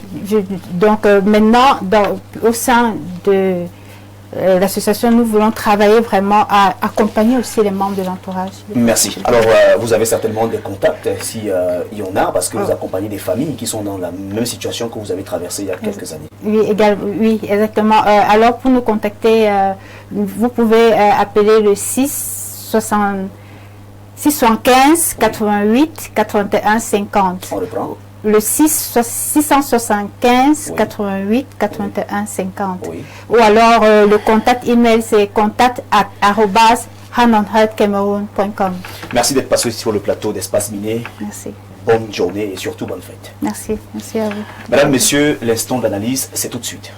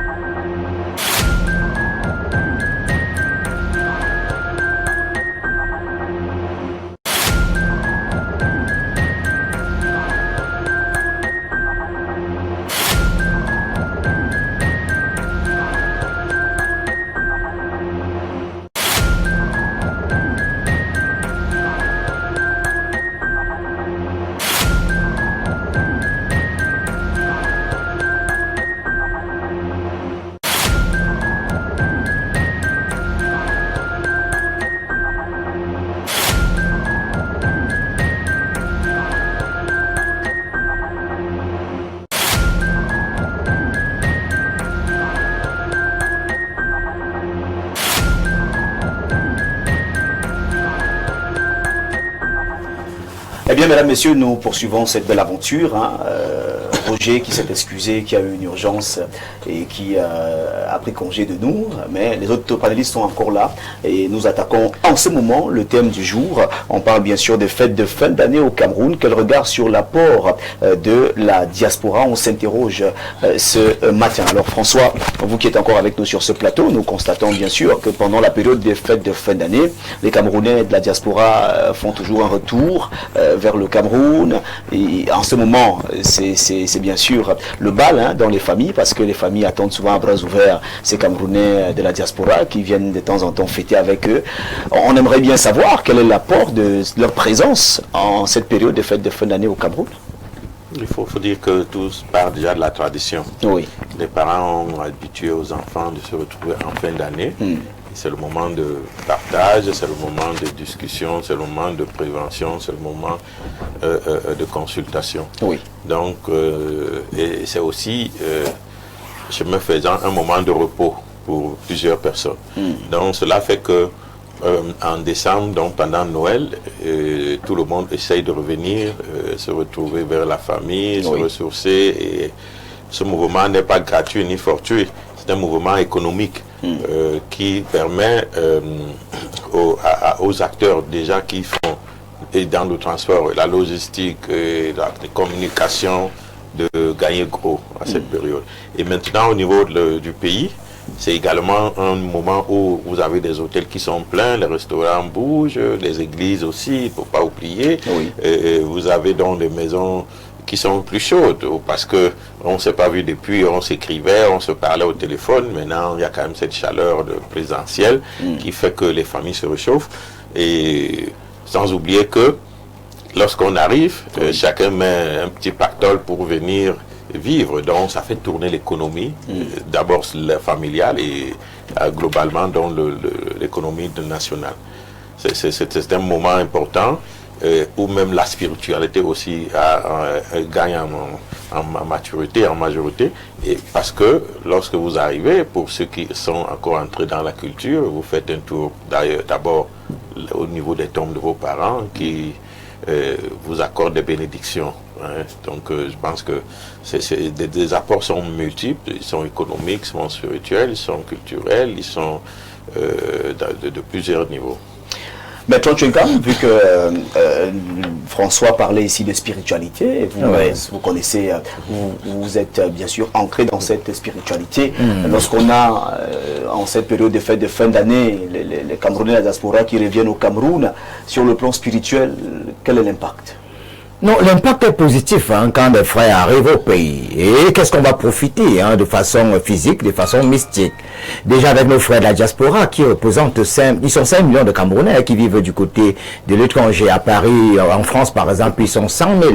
Il y a 100 000 Camerounais en France. 5 millions de par le monde entier. C'est 18% de la population camerounaise à l'extérieur. 1/6 de notre population. 2% du PIB. Si le régime du renouveau travaillait de façon éloquente, élogieuse, grandiloquente, innovante, la diaspora camerounaise aurait pu impacter à 25% sur le PIB, comme ça se fait avec la diaspora sénégalaise, malienne, du Burkina Faso, du Niger, qui impacte à 25% sur le PIB, produit intérieur brut. Notre diaspora n'impacte qu'à 2% du PIB, parce que malheureusement, cette diaspora qui n'a pas voté le régime du renouveau est dans un malaise, il faut le savoir. La diaspora camerounaise n'aime pas le régime du renouveau, le régime du renouveau n'aime pas la diaspora, c'est un mariage malsain, il faut le savoir. Alors, la diaspora camerounaise, c'est 500 milliards d'investissements au Cameroun. On aurait pu se retrouver avec un investissement de plus de 10 000 milliards. Malheureusement, il y a des goulots de cambrement, il faut le savoir. Mais pendant cette période de fête, puisque vous avez posé la question, une bonne question, on aura des préservatifs qui seront vendus en emploi infini, parce qu'on va s'occuper des jeunes filles, parce qu'elles aiment les gens de la diaspora. Il y aura des préservatifs et ça devient de plus en plus rare. J'en ai cherché récemment, je n'en ai pas trouvé. Les préservatifs sont devenus tellement rares dans nos rues. Il faudra qu'il y ait des livraisons, parce qu'avec la diaspora, les préservatifs seront utilisés. On aura des yaourts, des bonbons, du bon vin, des réunions familiales en emploi infini, on aura de la bonne bouffe. Il y aura peut-être aussi des hôtels qui vont se retrouver avec des individus. Vous savez que s'il y a hôtel, il y a prostitution, et ça tourne, les prostituées aussi, elles vont, oui, la vente du piment aussi sera revue aussi à la hausse. Mais ça ne va pas impacter vraiment sur notre économie, parce qu'il y a des problèmes. La diaspora camerounaise est malade. Moi, j'ai par exemple des frères qui ont eu des difficultés pour avoir le visa. Est-ce que vous savez que la loi de 1966 stipule ceci. Si tu prends une nationalité autre que celle camerounaise, tu perds la nationalité camerounaise. Une loi caduque, elle est moyenâgeuse, elle a subi l'usure du temps et elle laisse à désirer. Or, la loi avait été mise sur pied pour contrer l'UPC de l'époque. C'est-à-dire quand tu étais membre de l'UPC, comme mon grand-père qui a été brûlé avec le napalm, tu sortais du pays et que tu prenais la nationalité peut-être togolaise ou française, tu n'avais plus le droit de revenir au Cameroun parce que tu n'étais plus camerounais. Alors, les gens de la diaspora se plaignent du fait que il y a des citoyens qui peuvent avoir 3 nationalités hors du pays. Mais le Camerounais qui est à l'extérieur, en France, et qui a pris la nationalité française, n'est plus Camerounais. Pour venir dans son propre pays, saluer ses parents, il lui faut le visa. On a refusé le visa à un de mes frères qui est en Afrique du Sud et qui devait venir fêter ici. Parce que, étant déjà sud-africain, il n'est plus camerounais. Même pour venir voir les parents, on dit que non, tu as dit que tu n'es plus camerounais, on ne te donne pas. Le côté est passé. Donc voilà d'abord le problème de la diaspora. Il y a le problème de s'établir une carte nationale d'identité pour ceux qui n'ont pas pris la nationalité. Il y en a qui ont des difficultés à investir au Cameroun parce que la loi camerounaise dit que si tu es déjà français, tu reviens au Cameroun, tu as 100 000 francs d'investissement, tu ne peux plus avoir ça pour toi. Il faudrait que tu t'allies à quelqu'un pour pouvoir investir dans ton propre pays. Ça veut dire que quelqu'un a peut-être 100 000 francs. Il a voulu investir dans une entreprise, on dit que tu ne peux pas. Il faudrait bien qu'un Camerounais soit dans le pion parce que tu ne peux pas être directeur de cette structure. Tu vas donner 49% pour que l'autre vienne là. Conclusion, la diaspora camerounaise est flouée. On a vu par exemple notre Goliador qui est allé du côté de Crédit qui voulait s'acquérir un terrain. On l'a sonné de ce côté. Il y a un monsieur de l'autre côté en France qui est venu ici, qui a investi plus de 500 milliards de francs CFA. Il a pris son propre frère, il a mis directeur général. On l'a floué. Il est allé au tribunal en emploi fini, on lui a dit tu es d'abord français. Ça n'a jamais abouti. Voilà quelques problèmes de la diaspora. Oui. Et si on prend par exemple le cas de Fokou Faubert que vous connaissez, il était au Cameroun, non? Mais la diaspora camerounaise, il est du côté du Gabon. Vous savez, l'entreprise de Fokou au Gabon, c'est combien d'individus? 17 000 employés. Il est le deuxième employeur au Gabon après l'État du Gabon. 17 000 personnes qui travaillent grâce à Fokou au Gabon, non? S'il avait été au Cameroun, est-ce qu'on aurait des gens au chômage? Lorsqu'on parle bien sûr de l'arrivée de ces Camerounais à la diaspora, qui en ce moment, comme je le disais encore, dans les rues, hein, on les voit un peu de partout, on les appelle trivialement dans notre jargon les benguistes, ils sont donc au Cameroun en ce moment. Sur le plan spirituel, quel est vraiment l'impact? L'impact au niveau de la spiritualité, vous savez, quand les gars de la diaspora sont un peu comme des Hébreux. C'est-à-dire quand ils arrivent au pays, on doit encore les amener au village. Ils n'ont plus notre accent pour leur dire que tu sors de quelque part. C'est la raison pour laquelle ton nombril dans ta intérêt ici, il revient renouer avec la famille. Par exemple, dans ma contrée, quand tu reviens comme ça, on va au village, on met la poule sur ta tête et on met le jujube, on te fait des rites traditionnels, on doit même te purifier parce que là où tu étais, et il faut vous rappeler que dans le monde mystique, hein, même si tu es en France, on peut te tuer. Hein. Si on veut te mettre au femmes là, ça ne change rien du tout. Parce que mystiquement, la France, c'est à côté. Donc, il ne faut pas croire que parce que tu es en France, tu es loin. Donc, celui qui est en France et celui qui est à Baham chez moi, il n'y a pas de différence, vous êtes à côté. Parce que je m'amusais avec un oncle une fois, il me disait que ton grand frère qui est du côté des États-Unis d'Amérique, qui croyait m'avoir fui, il est allé devant le fruit, il a dit, c'est pas lui ici qui vient d'acheter le chameau. Il dit que c'est lui. Il a pris l'aiguille, il a un peu piqué comme ça, là, le gars a commencé à se gratter. J'ai appelé le gars par WhatsApp, j'ai dit, tu as quel vêtement? Il peut te dire ce que tu avais abhorré comme vêtement. Et exactement, c'était lui que je voyais. Pour dire que quoi? Même au village, on te surveille. Donc, que ce soit en France ou au Japon, ne crois pas que tu es loin.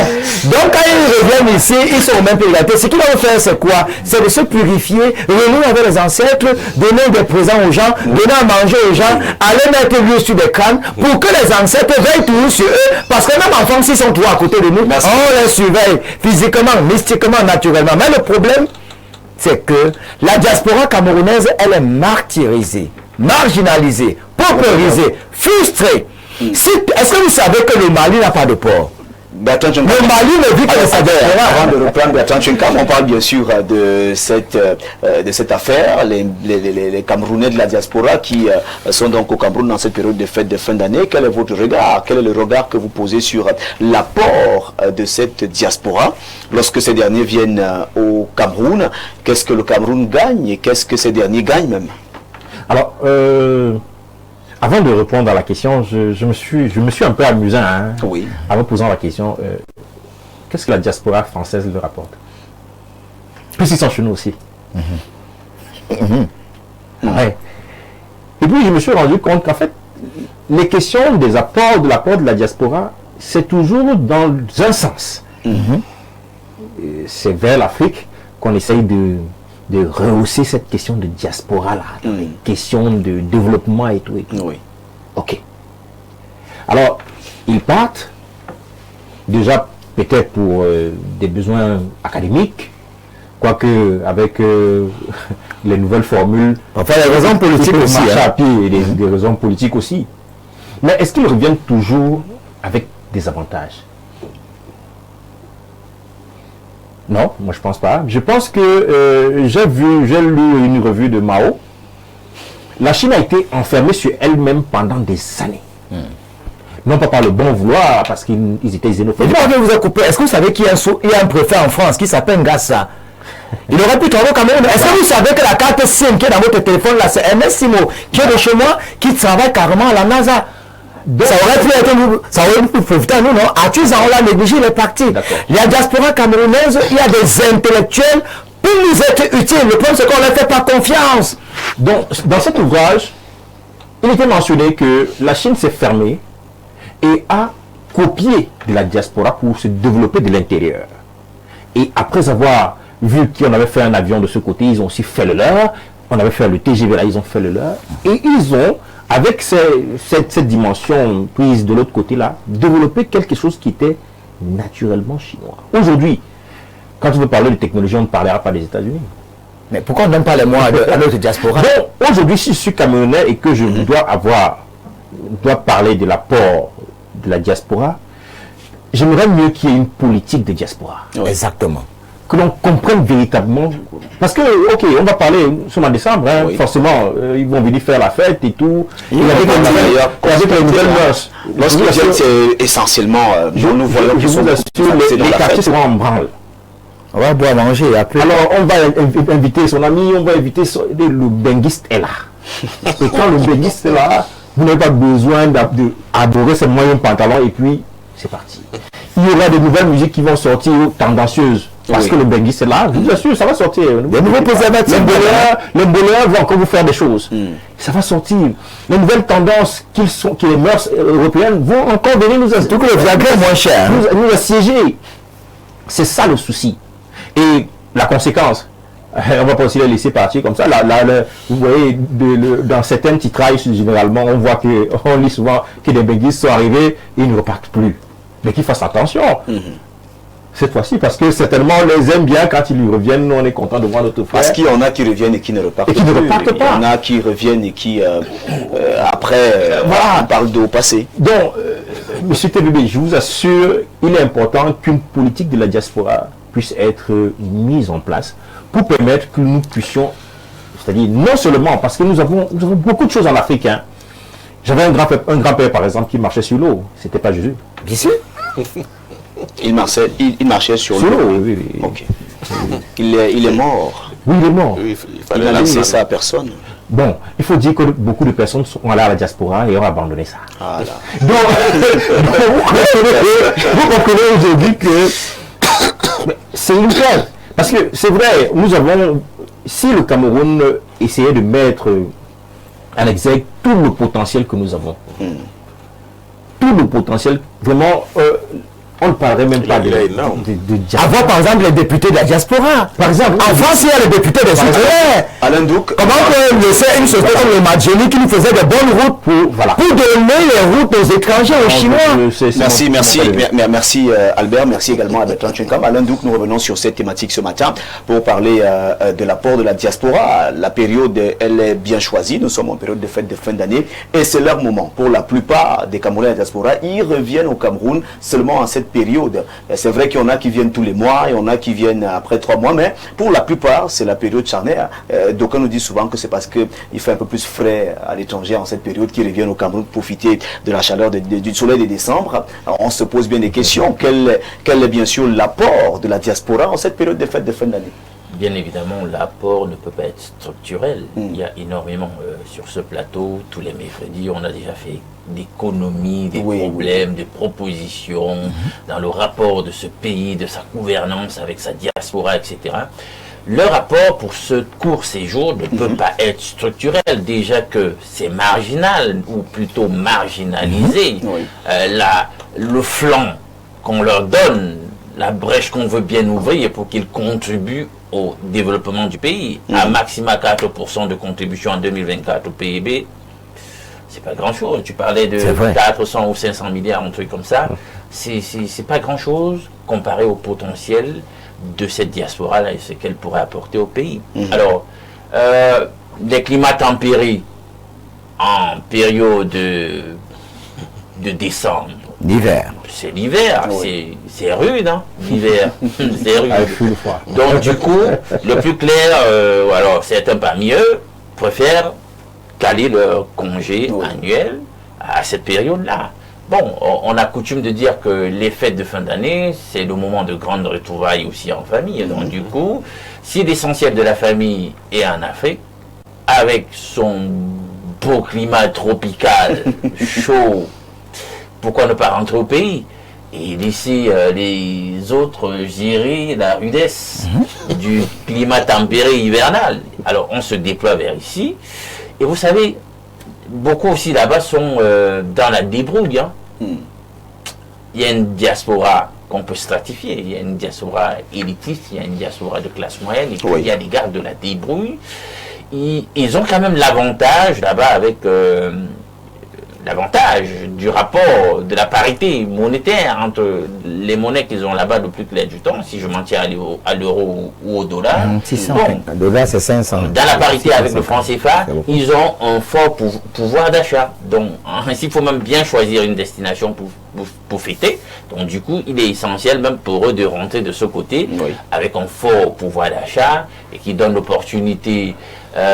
Parce que sur le plan sociologique, mental, on sait que ceux qui sont en Occident, c'est les plus brillants, c'est les plus nantis. Donc ils arrivent ici, ils ont l'occasion donc de se faire célébrer. Même pour ceux qui font des petits métiers totalement, quelque peu, entre guillemets, insignifiants de l'autre côté, quand ils arrivent ici, c'est les benguistes.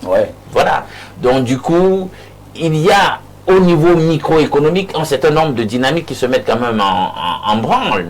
Au niveau de la famille, je suis sûr que on change peut-être les menus. Le benguiste est là. Voilà, je veux dire, on rationne différemment au niveau de la maison. Bon, je ne sais pas si on avait calibré les choses pour 5 000 francs la journée. Je suis sûr que pendant que le benguiste est là, les menus vont quand même un tout petit peu changer. Celle qui a su cette tâche domestique va vouloir quand même qu'on rationne de telle sorte que elle reste constamment sur les journées, je sais pas, même à 25 000. L'église ne mange pas n'importe quoi. La belle voisine du quartier peut profiter aussi. C'est aussi une période. Voilà, il y a les gens qui font dans l'immobilier, il y a les appartements meublés. Les gars là-bas, comme je vous disais, certains aussi sont dans la débrouille. Ils se privent aussi énormément quand ils sont de l'autre côté. Donc quand ils viennent ici, ils veulent faire la session de rattrapage. Voilà. Donc, et puis comme ils sont célébrés dans l'écosystème national, toutes les filles veulent les mbenguistes, etc. On bloque tout un carré. Ils passent en revue tout le monde là, tout ce qui reste à tabac, etc. Bon, il y a des gars de l'immobilier donc pendant cette période qui font de bonnes affaires. Tout le monde s'arrume. Voilà les gars des boîtes de nuit. Vous allez voir, ils ont toujours une cour de courtisans, même en journée. Dès que le benguiste se déplace là, il se déplace parce que dans la voiture, il y a aussi les BTP qui crèment à cette période. Donc, c'est un peu ça. Mais tout ça, c'est au niveau micro. Je dis bien, parce que structurellement, ce n'est pas important. On le sait très bien. On le sait très bien. C'est la fête et ça va se limiter à ça. C'est des petites activités là au niveau micro, mais au niveau structurel, rien de bon. On le sait bien. Et il y a quelques filles à 3 mois, ils vont rester avec. Il y aura des grossesses, il y aura des ST, j'en sais rien. Mais il faut prendre aussi en ligne de compte, il y a même celles qui vont s'arranger à tomber enceinte exprès. Pour nourrir. Elle aussi s'expatrie. Des illusions. Voilà. Aussi. Bon, et il y a tout ça. Maintenant, il y a quelque chose de très intéressant qui a été dit là sur la Chine. Ben écoutez, faut bien que les gens comprennent, parce que je vais nuancer, parce que la Chine s'est ostracisée à un moment donné, mais c'était bien, parce qu'il faut toujours trouver en endogène ses propres forces pour se positionner. Cette extraversion ne nous aide pas. Mais, s'il vous plaît, même pendant qu'il y avait cette dynamique endogène pour se reconstruire, trouver en soi les forces de se propulser, il y avait toujours une migration. Bien sûr, je l'ai dit. Et quand vous lisez les articles et la littérature la plus pointue, la plus savante sur le sujet, quand on cite des pays dans le monde qui ont une bonne politique de gestion de leur diaspora, on cite la Chine. Parce que justement, leur diaspora, elle se retrouve là-bas et entretient un lien fort avec le pays. On l'utilise comme une espèce de cinquième colonne pour s'approprier le savoir. L'avantage que ces pays occidentaux avaient à l'époque sur la Chine pour créer cette migration vers le pays. On vous espionne, on prend ci, on prend ça, on ramène le pays. On rentre au bout d'un certain moment pour aller implémenter au niveau du pays pour qu'on rattrape des cas qui entre vous et nous. Mais quand il n'y a donc pas le lien. C'est-à-dire que quand c'est le lien donc de la frustration, de l'ire, de la colère, de la méfiance, vous allez donc faire ça comment? C'est ça. Et là vous dites, restez avec vos choses. On a comme l'impression que le Cameroun n'a besoin de rien. On le laisse partir. Non, la vérité même c'est que nos dirigeants sont méchants. C'est ça. Méchants, ils ne sont même pas patriotes. Je vous ai pris le cas du Mad-Génie. Qu'est-ce qui peut expliquer qu'on laisse le Mad-Génie pour donner les travaux de construction des routes à Razel et ces Chinois? Vous pensez qu'ils ont l'expertise par rapport à nous? Autant de choses. Même pour peindre le palais des congrès, on va faire recours à l'expertise chinoise. Alors nous allons... L'immeuble de l'émergence. La CNPS a donné 15 milliards. Les Chinois sont venus mettre des peintures. Non, c'est une insulte à notre endroit. Merci Bertrand Chenka. Nous allons du côté de la messagerie. Nous recevons quelques messages. Le port de Kribi est situé sur nos terres à Mboro. Ma fille a une licence en transport et logistique. Pas moyen de trouver une place au port sur les terres de saison 7. Tout est bloqué. Quelle honte. Nous, ce n'est même pas normal. C'est Débico qui nous écrit ce matin. Merci pour ce message. Nous même pas la route pour arriver là. Il y a aussi beaucoup de diasporiens qui vont dans la cité balnéaire. Ils seront pleins. Voilà. On va nous métisser. Voilà, bonjour et bonne fête. Comment le journaliste en lunettes peint tout en noir pour notre pays? Bon, je pense que ce dernier parle de Bertrand Tchenkam. C'est de moi. Oui, il ne connaît pas la route du paradis terrestre. Dis-lui que la terre ne trompe pas, comme il attend des gens qui viendront manger du riz chez lui. Le paradis terrestre, avec quel moyen? C'est-à-dire qu'on va